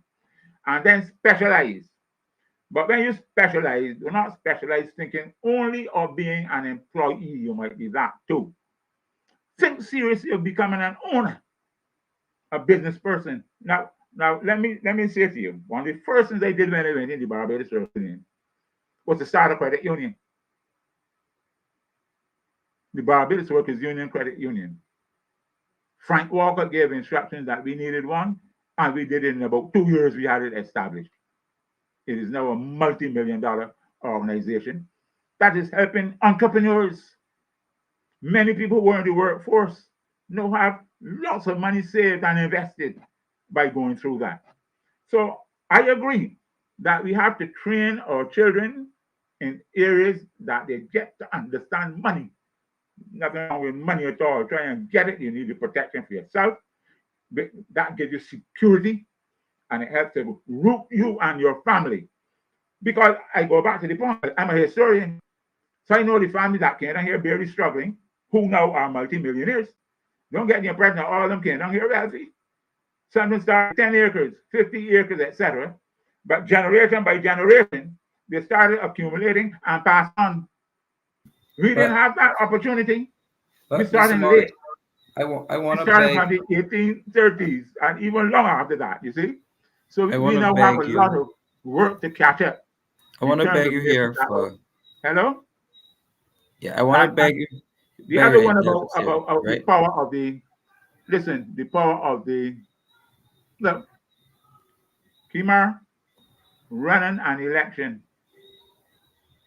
and running a political party is an expensive undertaking. I have managed general elections. I have managed other people's constituencies, and I have managed my own. I didn't know the figures. And people don't come and tell you. Nobody comes and tell you how much you have to spend. But all of those who have been involved know the cost of running a general election. Not an easy thing to do. Keeping our organization going with 11, 12, or how many branches, 20 something branches, 30 branches, not an easy thing. Has to be done because it's necessary to democracy. So there will be people who will fund trade unions. And there are people who will be corrupt if they allow, and who will fund politicians. And people will be corrupt if they allow themselves to be corrupted by others, because one must not get the impression that funding and corruption are the same thing. Funding and corruption are two different things. If funding is necessary and is done transparently, I believe that's the only way that mass parties can operate. But where you are using your position to put money in your pocket and the pocket of your cronies, however you put it, by accumulating massive allowances and travel and all sorts of things, or whatever, however you do it. Now remember, when Owen introduced the idea of integrity legislation, Mr. Arthur came on the floor of Parliament and said what he was worth. It is in the records, and now you don't know why people don't go and find it. Because he said, I am worth X. And he said the major thing in that is the new house I have just built down in St. James. That's what he said. And one other person whom I shall not name said how much they were worth. And it was far more than Mr. Arthur. And that person will not come up now and tell you what they were. But at that time, that person got up on the floor of Parliament and said, "This is my worst." Not one of them will say so now. You know what they will do? Put in a blind trust. So you will never know what their worth is. You will not know what they came in with and what they went out with in terms of worth. So you tell me, because as far as I'm concerned, there is So the you Corruption raise Act that. and the Statute Book, Let me tell you something. There's a Corruption Act and the Statute Book passed in either 1928 or 1929. One man lost his position because of that. It's still on the statute, but people don't understand these things. A man called William Hanschel was fired. He made Henry Walter Rees lose his seat, and a charge was brought against Hanschel. He was found guilty. You know where they put the charge? In Parliament, not in the courts. They brought him in Parliament. He had broken the laws. He was a parliamentarian, and his peers found him guilty, and he had to give up his seat. Now, let me tell you a bit about Henry Walter Rees. He was a colored man, brilliant lawyer, brilliant lawyer.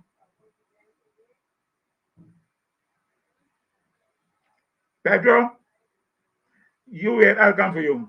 I'll come for you. He was a brilliant lawyer. But after Dr. O'Neill was getting so much trouble,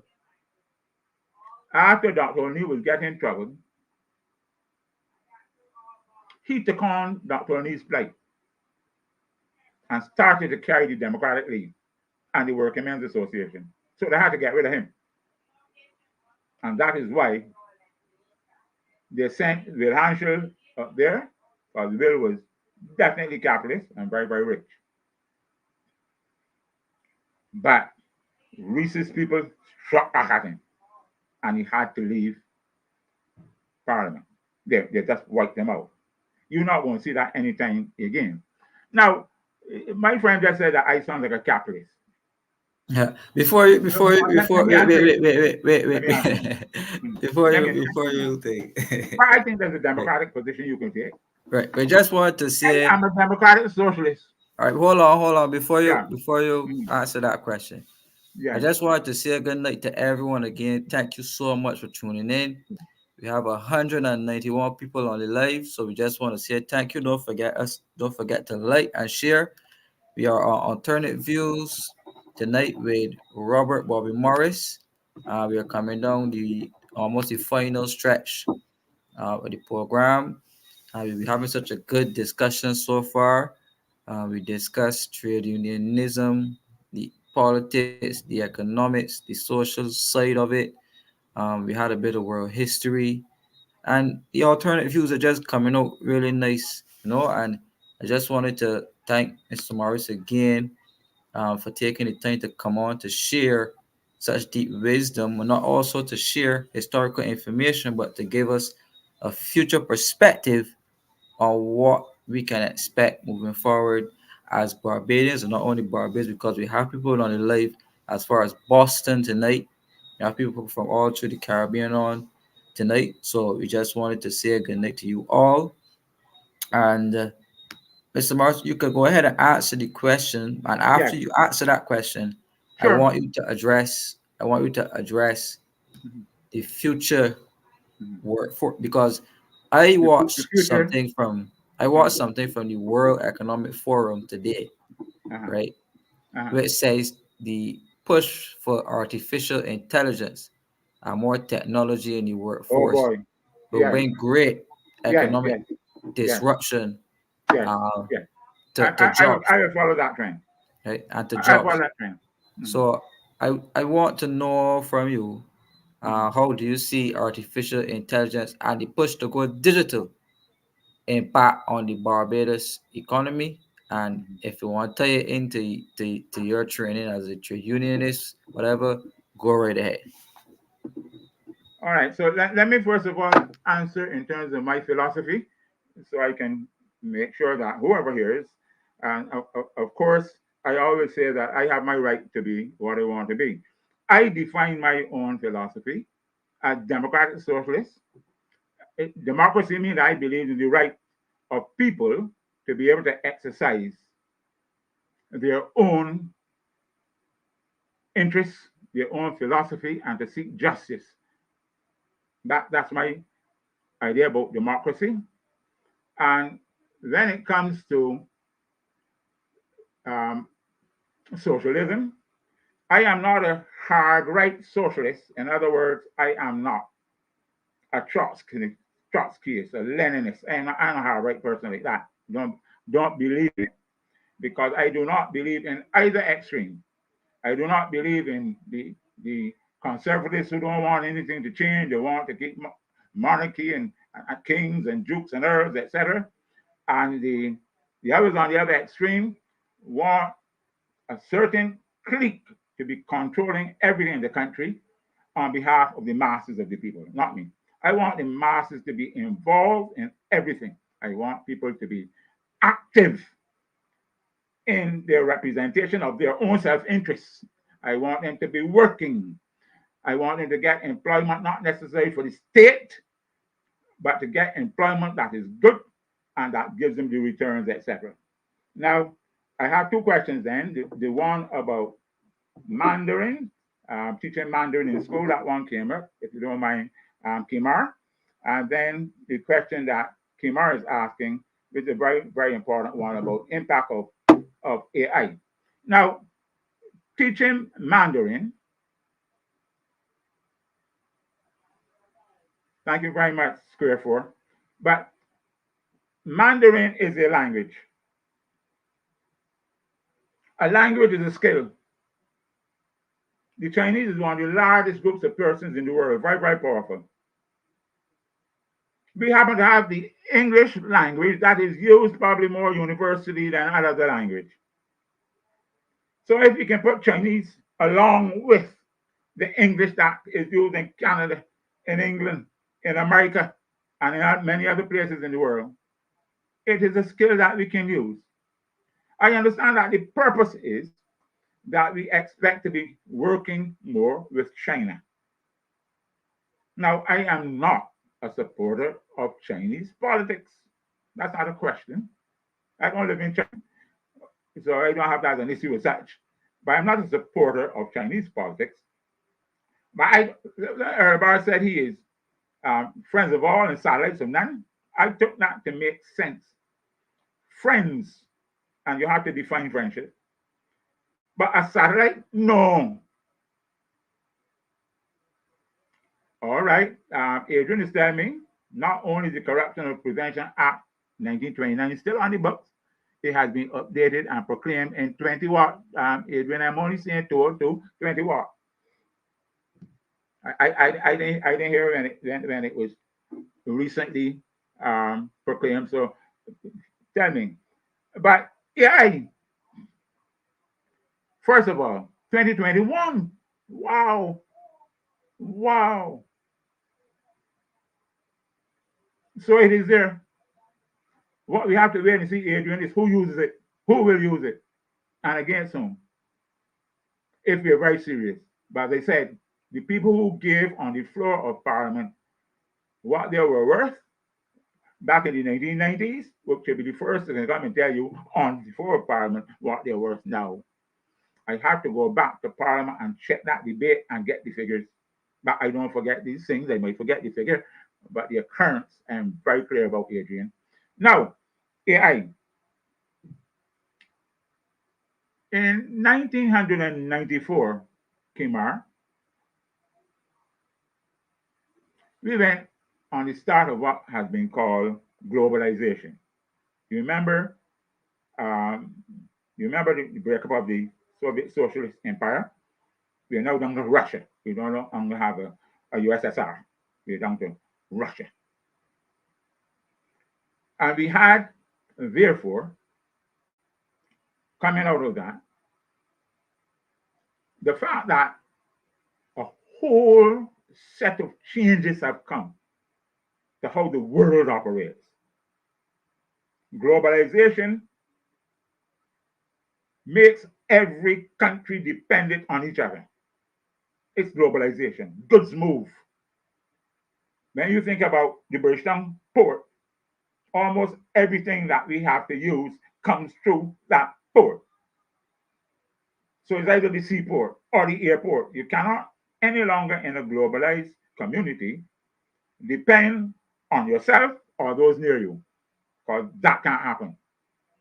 A lot of your material is going to come from outside. And that is goods, services, technology, and all. As I said, I remember I gave my son a computer in the 1990s. It was about 18 by 18 by 12 Macintosh. He used to walk with it on his back in his school bag. Now my cell phone could do the same things or more than that computer. So you know what I asked myself? If that happened in such a short space of time, and you can't understand what technology be like for my grandchildren, you got to be crazy. The world does not stand still in terms of knowledge. And I can tell you without any doubt that AI is already here in Barbados. I'm seeing it. I'm seeing it in TikTok and some other things. But the AI you're talking about is going to be the AI that will displace labor in a very serious way. Many of the things that people do, the routine jobs, will be done by robots. Many of those jobs. And if we think that's going to stay in England and USA and not come to the Caribbean and to Barbados, we are very wrong. So it means that the labor force is going to change dramatically. The need for human labor to do certain jobs at a certain level will certainly disappear. It means, therefore, we have to up the education. We don't have to produce people that will be displaced by the robots. We have to produce people that create the robots. And therefore, if you know my friend Karen Ward, one of the best students that Foundation ever produced, Karen has a program. He's been coming on to Barbados every year. He has been a professor at some of the best universities in the United States of America. And he takes young people and he trains them. And he trains them in how to build computers, literally on how to build robots, etc. The sooner that we get that in our polytechnic,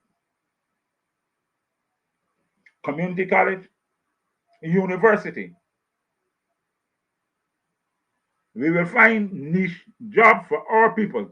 And what do we have to do? Because there's no use saying that we're going to try to hope that the people in the developed world will not use computers, because all of them, listen, America's in huge debt.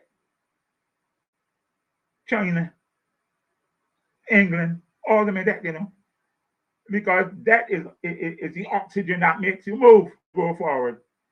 So all of them are trying to better themselves. And they believe that labor is something that they can deal with. So that is why they're replacing labor. And labor is becoming so weak itself. That is the problem too. Labor is not understanding its challenges, and therefore it is looking for somebody to babysit it and to lead it by the hand. That's not going to happen. Labor has to be using its intellect, its numbers, his association with others.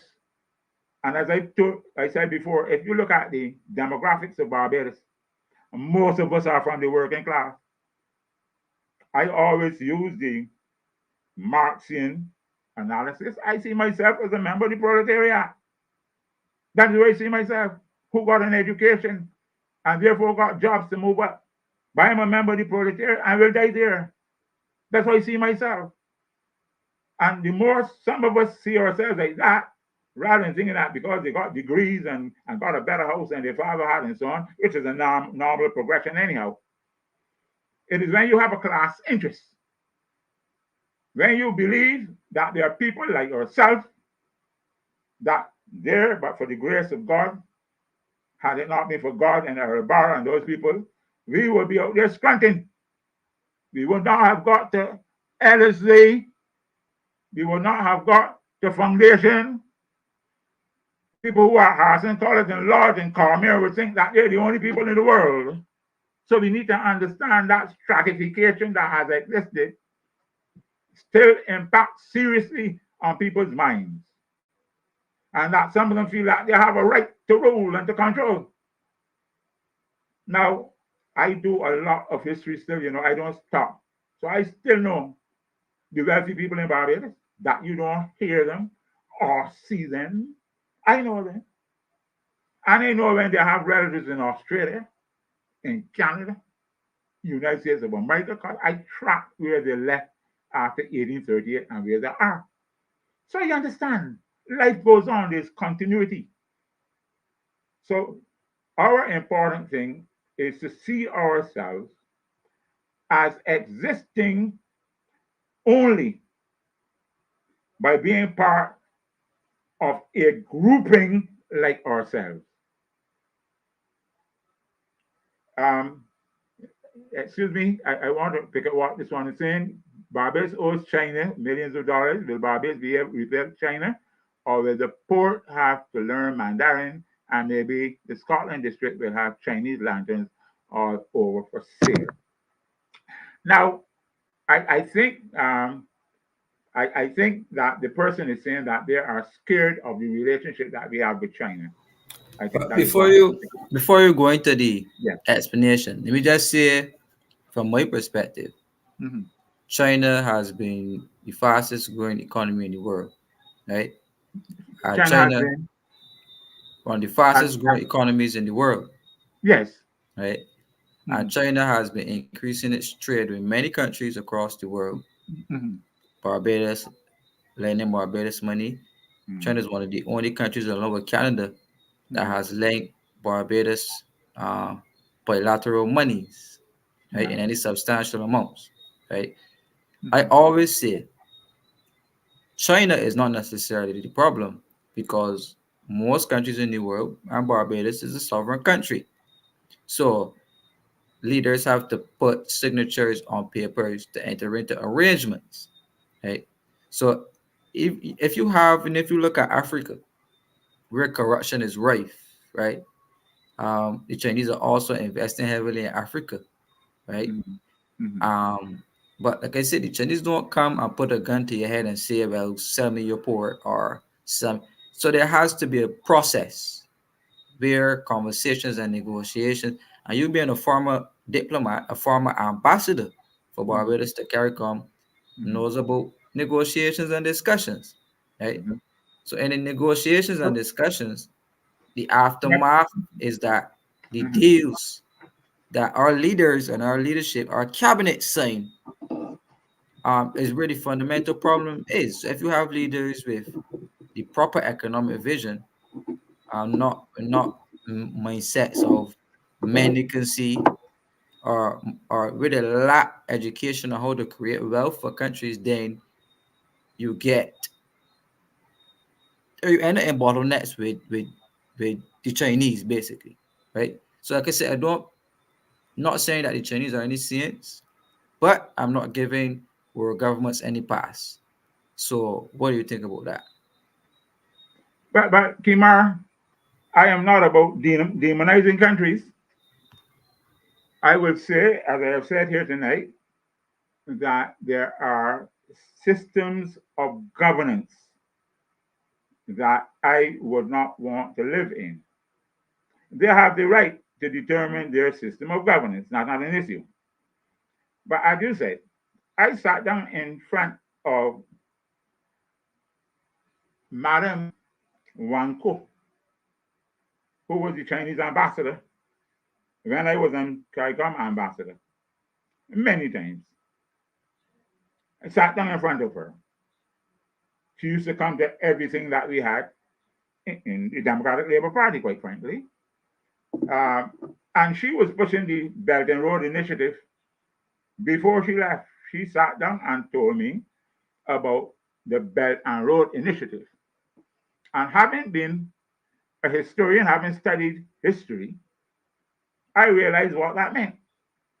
Because that you were what you were saying to me is that China was reestablishing the old Silk Road between China and Africa, going right through to Europe. In other words, China was established itself to be a major controller of the major ports in Africa, all of the major ports in Africa. That was China's intention. Now, I listened to her because, quite frankly, there are some who will say that she's doing Africa a favor because Africa would not have had the technology, it would not have had the finances, and it would not have had the skills to do that. And I say, countries don't do these things as favors. They want to take interest and control to some extent. But that does not mean that I would say that we should not get Chinese assistance. We are getting Chinese assistance. What we have to be very careful is how we negotiate relationships. Relationships. And there can't be any one-side relationship. You can't say that the only serious ally you want is going to be America. You could deal with Trump on one side and that group, Biden on the other side and that group.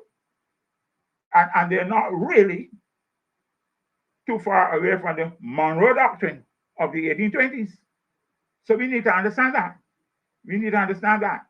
One change of leader, and America could be back to where it was a long time ago. We need to understand these things. So I do not have any emotional attachment to any of these countries. It's a question of what benefits we can get in our interrelationship with them. And therefore, loans, I have no problem if the terms are right. Because the reality is that we are not in a country where we can be, at this stage of time, self-sufficient. So we have to be, to some extent, getting assistance with others. So it's Yes. not only borrowing, it is aid that you can get, and so on. One, So that's my position. wait, I see nothing wrong with learning Mandarin. wait. One general Yes. criticism of Chinese investment, right? Am I hearing you well? Right. We've had massive Chinese investment in terms of Sam Lords. That is our Mhm. first major uh, tourism hotel investment from the Chinese at such a large scale, Mhm. right? And that investment, we now have to look at how do the Chinese operate in terms of labor, Mhm. you know, if the Chinese agree to specific labor clauses, because I understand how central command economies like China works, Mhm. right? I don't believe there's labor unions. There's not much democracy as it relates to workers' rights. Mhm. In terms of Chinese labor markets, there are Chinese sweatshops, um, and you know that we understand a few things there. So how now do that type of investment change the labor landscape of Barbados? Um, there are criticisms usually around Chinese investment programs that most of the laborers who come here to build these projects are indeed prisoners who work for pittance. And usually, when the Chinese build a project in your country, they usually provide the labor and also provide the materials that they build the project with. And then the countries, you don't really get much after. But I'm hoping, quite frankly, that this does not become like a wide scale kind of of relationship. I cannot say that it is good for Barbados. I can't say that. I'm saying that internationally, sometimes you have to get assistance from certain countries. But if you think that that country has ulterior motives and that they are planning really to dominate and control, we make those decisions in our country. We should make those decisions in our country. So you are very right. You're very right that you have to look at the ramifications of those decisions. But I think they did the St. Lawrence Castle thing. That's a major thing they're doing, and they're supposed to be doing some work in the Scotland district, etc. Right. Those are the $400 million worth of road works. pardon. $400 million worth of road works in the Scotland district. Right. Now, if that is based on one, the technical skills that they bring, because I don't think that's the easiest work to do, because that is an area where whole plantations have disappeared. Um, a, a, a plantation in the 18th century um, had a landslide, and the whole house and the land moved from where it was and went somewhere else. So it's a very difficult area. So if perhaps the geology of China expose them to handle that kind of work in a way that local builders, road builders, and so on cannot do, I can see why a contract like that would be useful.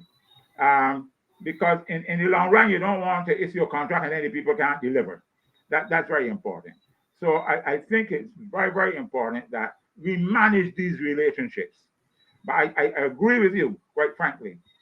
You don't want to, by thinking that you're getting something free, end up like certain countries where the country itself seems to become being controlled, and families in the country, including people who are in government and in high positions, are bound to these persons. I have found, quite frankly, that there are a number of Barbadians who have, to me, an overweening loyalty to places like China and Cuba. Right. My So, loyalty is a place called Barbados. right. So, could you answer a question like this? I know that in Jamaica, there's something called toll roads, where there's a tolling booth set up. Two ends, at least 16 kilometers of highway belongs to the Chinese compliant operation and financed by the Chinese Exim Bank. And to recoup the investment that the Chinese made on the roads in Jamaica, they set up the toll booths. And these toll booths sometimes run up to 20, 25, 30 years that you have to pay to Mm. drive on the roads. So how do you see a development such as toll roads impacting on Barbados? Let me say to you that somebody called a hurricane writer has written here, Kimar, Jamaica Yes. lost a major seaport to China, and China built a major road which Jamaicans have to pay a toll to drive on in their own country. So that's the kind of intrusion that people are afraid of. And quite frankly, I believe that is the intention of the Belt and Road Initiative. I believe is an attempt by the Chinese to take control of those countries that are not fully, as I call it, in the yoke. The Western countries, the United States of America and Canada and England, they seem to work together. I think the Chinese and the Russians will be very willing to expand and take over areas that are now not under their control. And therefore, we have to be very careful. And I believe Barra um, would have been careful. He went to the Jews. He brought Jews down here to help with agriculture and with land development and so on. And Barra used to choose who he went to Trudeau for help. People are now opening the extent of and the range of people that they will invite in. Right now, we are moving into China, we are moving into Africa, etc. Now, all of these things might show that they are not totally under the control of the West, if you want to call it that. But I think we have to be also very, very careful that Uh, in the long run, we will be the major losers. That's my own problem. You have to be very right, careful. right. Well, now that you said that, Joseph Kadaga actually repeated what you said here, which is Mhm, posted. And recently, our foreign minister came out and reinforced a one China policy for Barbados. mhm, And for because we had some person on the live asking about when you do certain arrangements with the Taiwanese, how the Chinese usually get angry. So much like Russia believes that Ukraine being part of the same USSR mhm, that we spoke about, right? mhm, China believes that Taiwan mhm, is a part of China mhm. and therefore calling it one China. Yes. So China also supported Russia in its bid to annex Ukraine, and we see that Barbados will support China in a bid to annex Taiwan, which I believe is in its near future, right? But So I doubt that's going to happen. But um, which Barbados government is going to make a pronouncement and believe that they can survive in political office? I don't know that one of them will be that bold. That's the truth.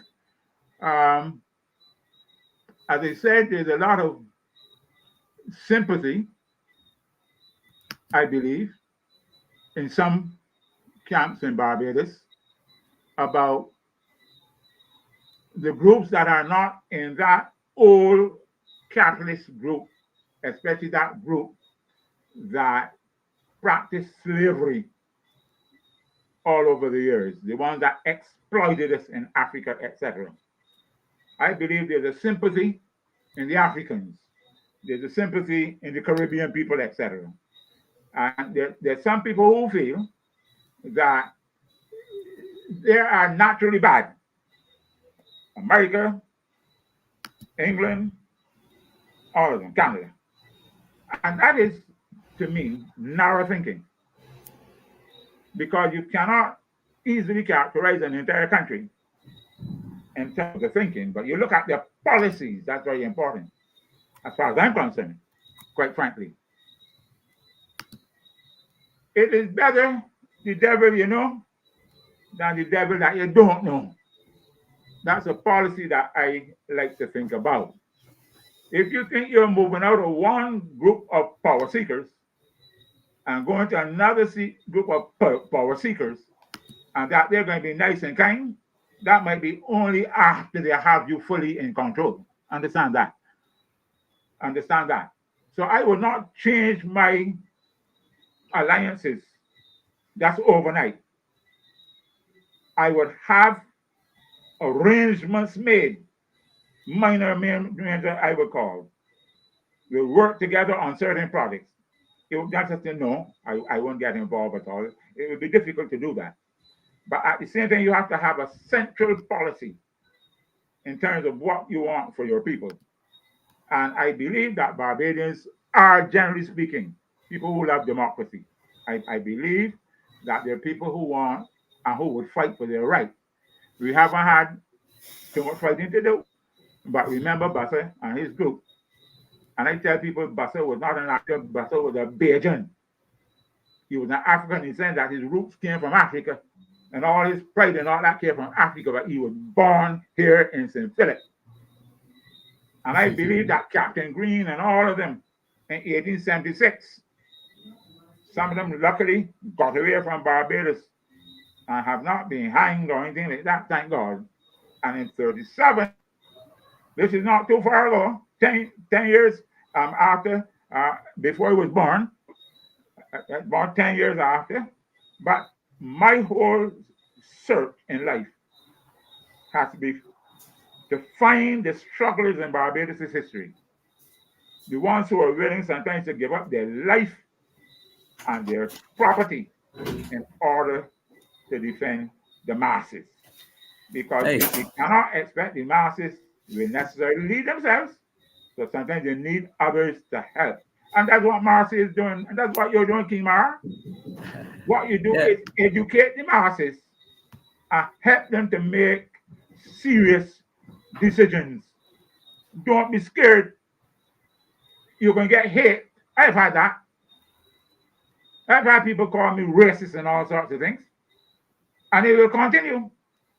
And it will be more people like myself, anyhow, than anybody else that will do that. So I have no problem.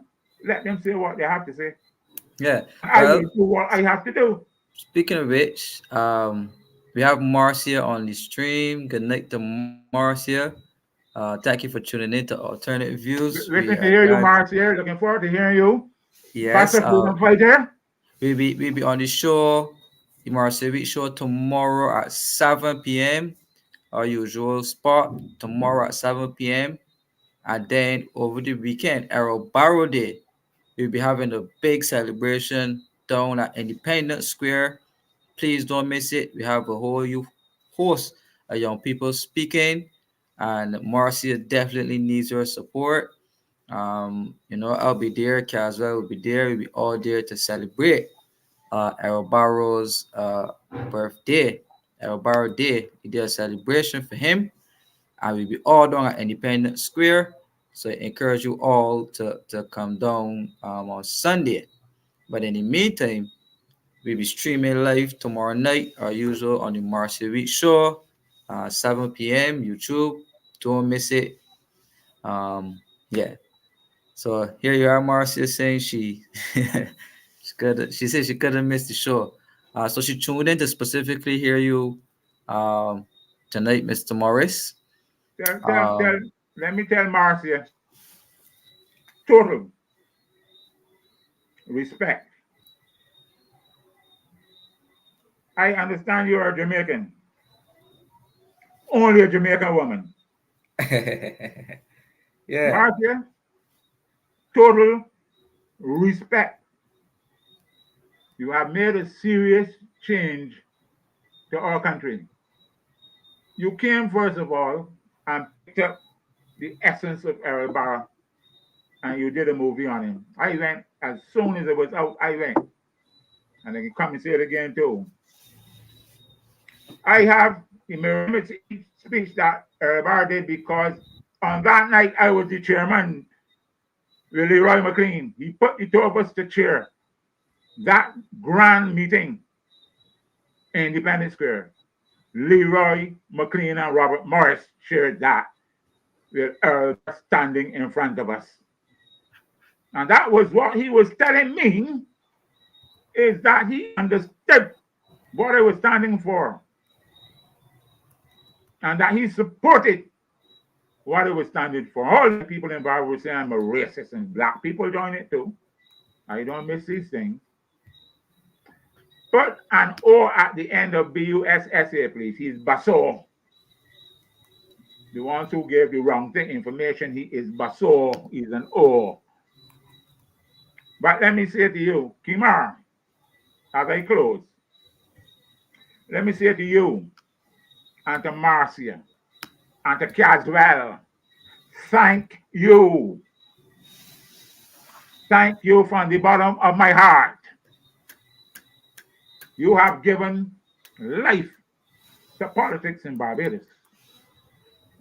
You have given meaning to political education.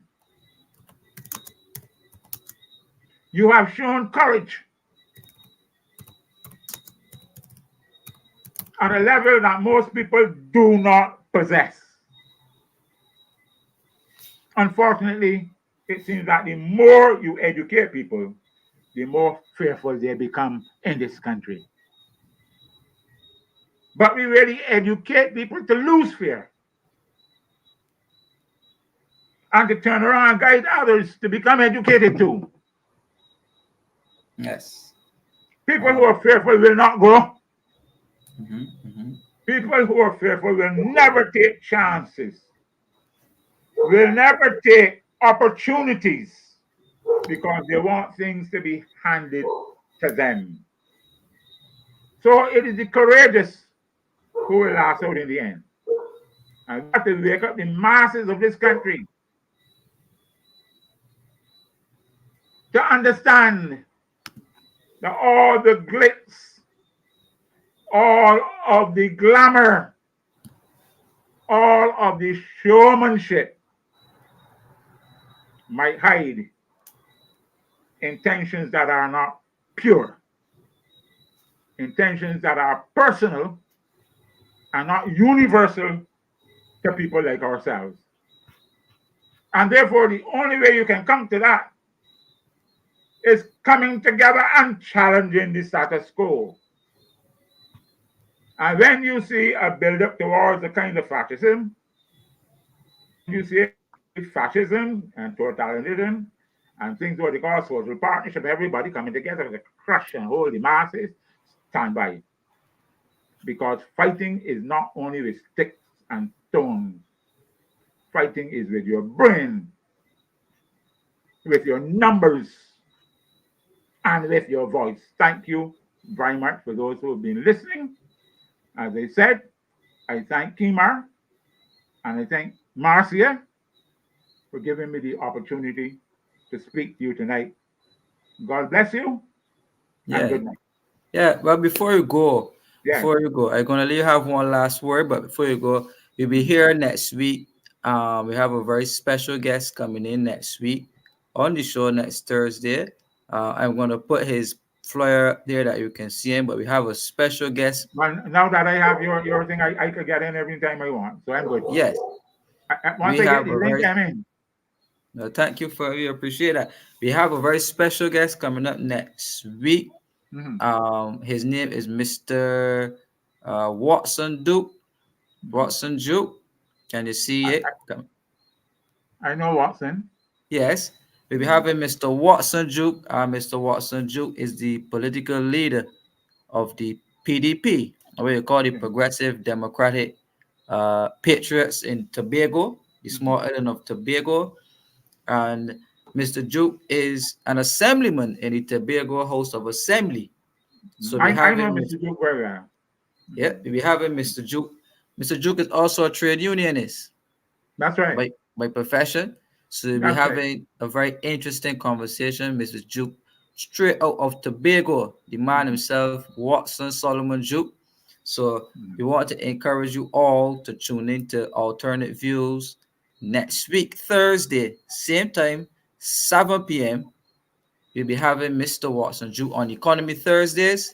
And as a political leader and former Deputy Chief Secretary of the Tobago House of Assembly, Mr. Duke will be in to give us some economic talks. He will probably discuss some of his economic ideologies and his plans to develop the small island of Tobago, who's currently in discussions in terms of gaining political autonomy. Um, for Tobago to become an independent island, independent of the fiscal budget of homeland Trinidad, and to go off on its own independence journey. So I'll be definitely looking forward to hearing Mr. Watson Duke next week. And I want to encourage you all to like and share alternate views. This is going to be very interesting. We bring in the facts. Last week we had Professor Justin Robertson, very excellent discussion on the Barbados economy. This week we had Mr. Robert Morris, another top discussion on labor, jobs. We had regional affairs. We had international affairs and relations. So this was a very informative session of global affairs. And it's these type of perspectives without the political coloration that you could get to understand the intricacies of policy, government policy, how it impacts you, how it impacts your job, how it impacts your survival in the future, what's coming down the pipeline in terms of artificial intelligence. And Mr. Morris definitely laid the groundwork in a very simplistic way for us to understand what the history was like. Because remember, he started giving us the dynamics of the labor market in 1981, and then he progressed up to the future that he spoke towards what artificial intelligence will do to disrupt the job market how you can go through training to improve your skills and improve your lot and improve your income. We don't necessarily need all of the big degrees per se. We need persons with skills that we can monetize the country. As I say, the country's GDP is made up partially of what services do you have to offer.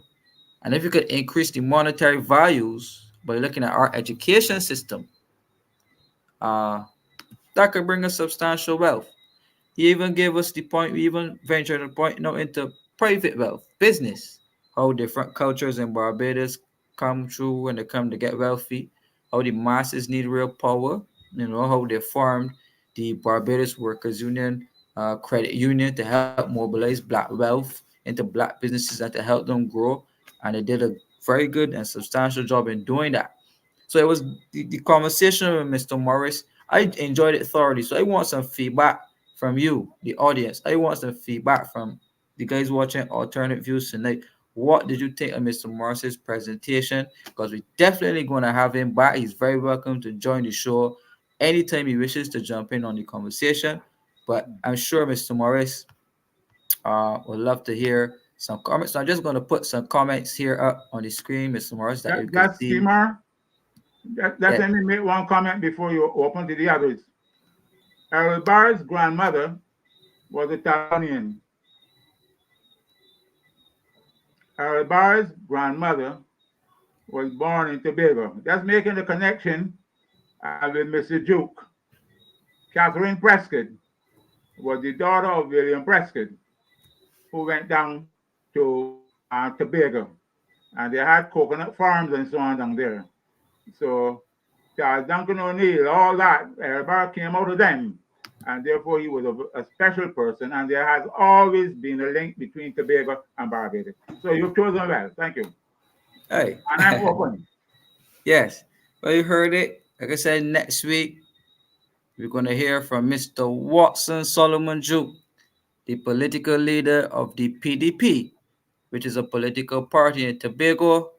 And Mr. Juke, obviously being an assemblyman in the Tobago House of Assembly, will be on our Economy Thursdays, Alternate Views, to give us his perspective. But in the meantime, Mr. Morris, I just wanted to read some of the compliments that I have here. Um, Pedro Gemma said, Bobby, your voice is powerful still. Um, Thanks, Pedro. re- Refreshment said, thank you, Mr. Morris. You're most Joseph welcome. Joseph Kadagan said, listen, I could listen to Mr. Morris all night long. Thank you. Uh, Thank you, Joe. Mimi said, thanks, Kimura and Bobby. Applause. All right. Uh, Name same thing. Hurricane Rachel said, yes, well done to Marcia Weeks. Excellent. The show is National Village Square now. That's a Right? good compliment, Hurricane Raider. That's a Right? good compliment. Marvin Village Marius show. Marvin Marius said, Hurricane Rachel never underestimate small little strokes. Fell great trees. Uh, True. Marcia said, Mr. Morris, you have laid a strong foundation for all of us. Um, Pedro Gemma is saying, great reasoning, Bobby. Far away said, thank you, Mr. Morris. Clayty Thank you, Vaughn. Corey. Clayty Vaughn said, thank you, Mr. Morris. Thank you. Tyrone Nurse complimented Mr. Juke. Say he saw a video of him, very powerful man. Thank you. Callie B says, thank you, Mr. Morris.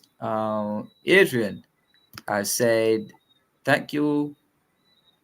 But Callie B said, thank you. Adrian said, tell Mr. Juke to bring some flying fish with him. LOL. I agree. I Yeah. agree. Adrian, they're really not too much around nowadays. When I was the ambassador, what I found out from Surmise is that as soon as we started getting the sargassum seaweed, the fish used to get trapped in them and used to be killed by predator fish. So really, there has been a strong decline in the amount of flying fish. Now I'm an oyster man, so that would have hurt me very much because they couldn't do too much about it, and they therefore said we should have eased off and allow the fish to build back and to grow, So we hope that that will come back. But there is a large flying fish called the guineaman, plentiful all in the Grenadines and so on, but the fishermen have not gone and caught them and tried out the Barbados palate for them. But while our normal flying fish might be 8 or 9 inches, man, Guineaman big, about 12 inches and so on, you see. So maybe sometime we might get some Guineaman and test them in the market. But the man with the big boats will go out and find out what's possible. Yes. Yeah, so I just wanted to Nigel, thank you also. Nigel yeah. says thank you. Thank you sincerely. Thank you. Tyrone Nurse, thank you very Mhm. much. Stephen Newton, thank you also, Stephen. Yes, Jujot Waldron Yeah. say thank you. Annette Wood complimented us. Gwendolyn Thanks, King Anna. says, great show, Kimar. Thank you, Mr. Morris. It's always good to hear from you. Thank you very much. Uh, Square 4 said, thank you, Mr. Morris. Excellent Thank you. presentation. Thank you very much. Um, But I just happen to, and I want to, this is probably the last comment I will make, Kimar. Let me say to you, and I want you to take me very seriously. I've been around a long time. You're a very bright young man. I also tell the public that your grandmother was one of the best sure that the union ever had,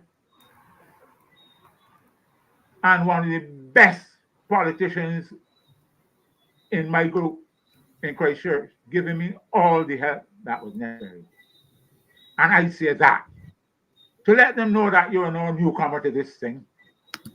You were born with politics in your blood.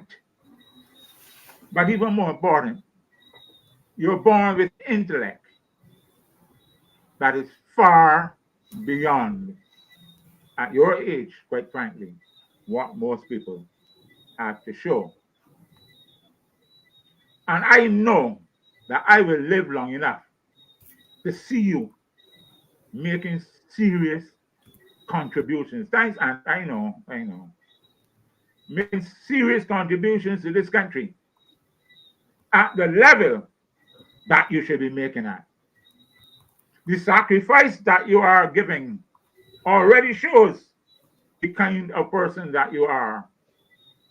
You and Marcia and my former minister, Maxine McLean. I had 6 years of Maxine. She is minister. And myself as her ambassador. And that relationship could not be better. And we did the things that we were told to do. We did the limitation treaty between Barbados and Vincent. Nobody talks about that. The limitation treaty between Barbados and St. Lucia and Martinique. All those things we did, but we didn't keep a big lot of noise. And we have a treaty between Barbados and Trinidad that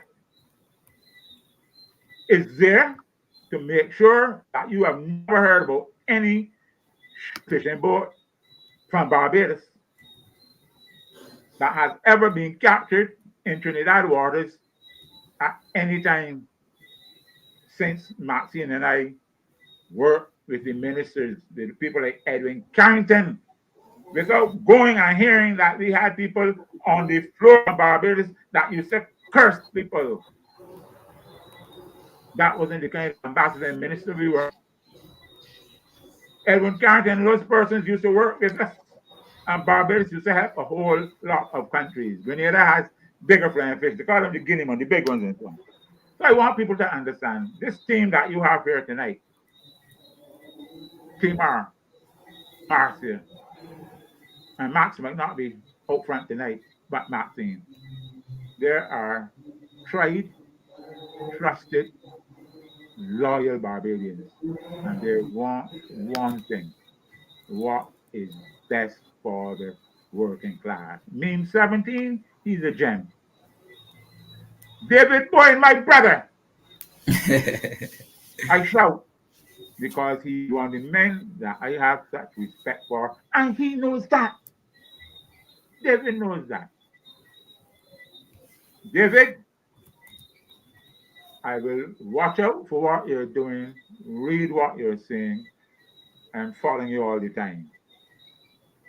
I know how you love our party.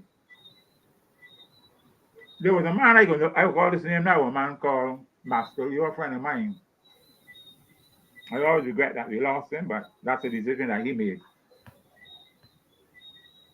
But these are people with knowledge. That's the first thing. I can't talk about the people that have not given me permission to call their names about how I respect them. But there's some economists in Barbados, one or two of them, one, two, or three, who from Facebook are never afraid to call a spade. And they know what I mean. And I thank them. Because there's nothing more precious than courage. And when that courage is not just for yourself, but for the working class, there's nothing that can beat that. Yes. So I would Well, like to thank Alternative Views. mm-hmm. I wish you all the best. Yes. And once I get this link, I will Yes. be listening all the time. Don't look for me coming out and walking about too much. That's the truth. My foot ain't doing Yeah. that. Well, All right. well, this is the.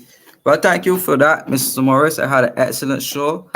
You don't have to do any moving about or walking. This is why we have the AI, the technology drive, That's right. and I'll make the best use of the technology to engage the seniors within that have extensive knowledge and wisdom to give us, the young people who need the guidance. So I'll be here to receive any and all wisdom from our seniors, and they don't have to come out. We'll come to you, you know, Blessings.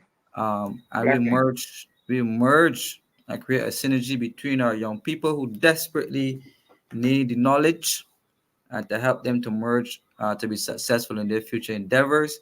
But tonight we've come to the end of the show. So I thank you all for tuning in. Alternate Views. We went over time, but it was worth it. I actually love this show. Another excellent show. So thank you to Mr. Morris once more. Thank you to everyone who tuned on. It was really good to see you. I look forward to seeing you next week.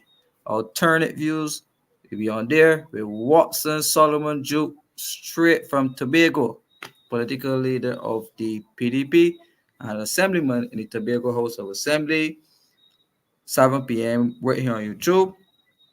Tomorrow again is Marcia Week Show, 7 p.m. Don't forget to tune in. And on Sunday is the big celebration at Independence Square for Errol Barrow Day. Marcia will be having a big soiree in Independence Square. She'll be showing the Errol Barrow movie. So I want to encourage you all to come out. Don't forget to like, subscribe, and share alternate views. And most of all, I love you. So I look forward to giving you alternate views over and over again. And have a good night to you all. Enjoy your Friday, your weekend, and your Sabbath. Have a good night, everyone. Thank you.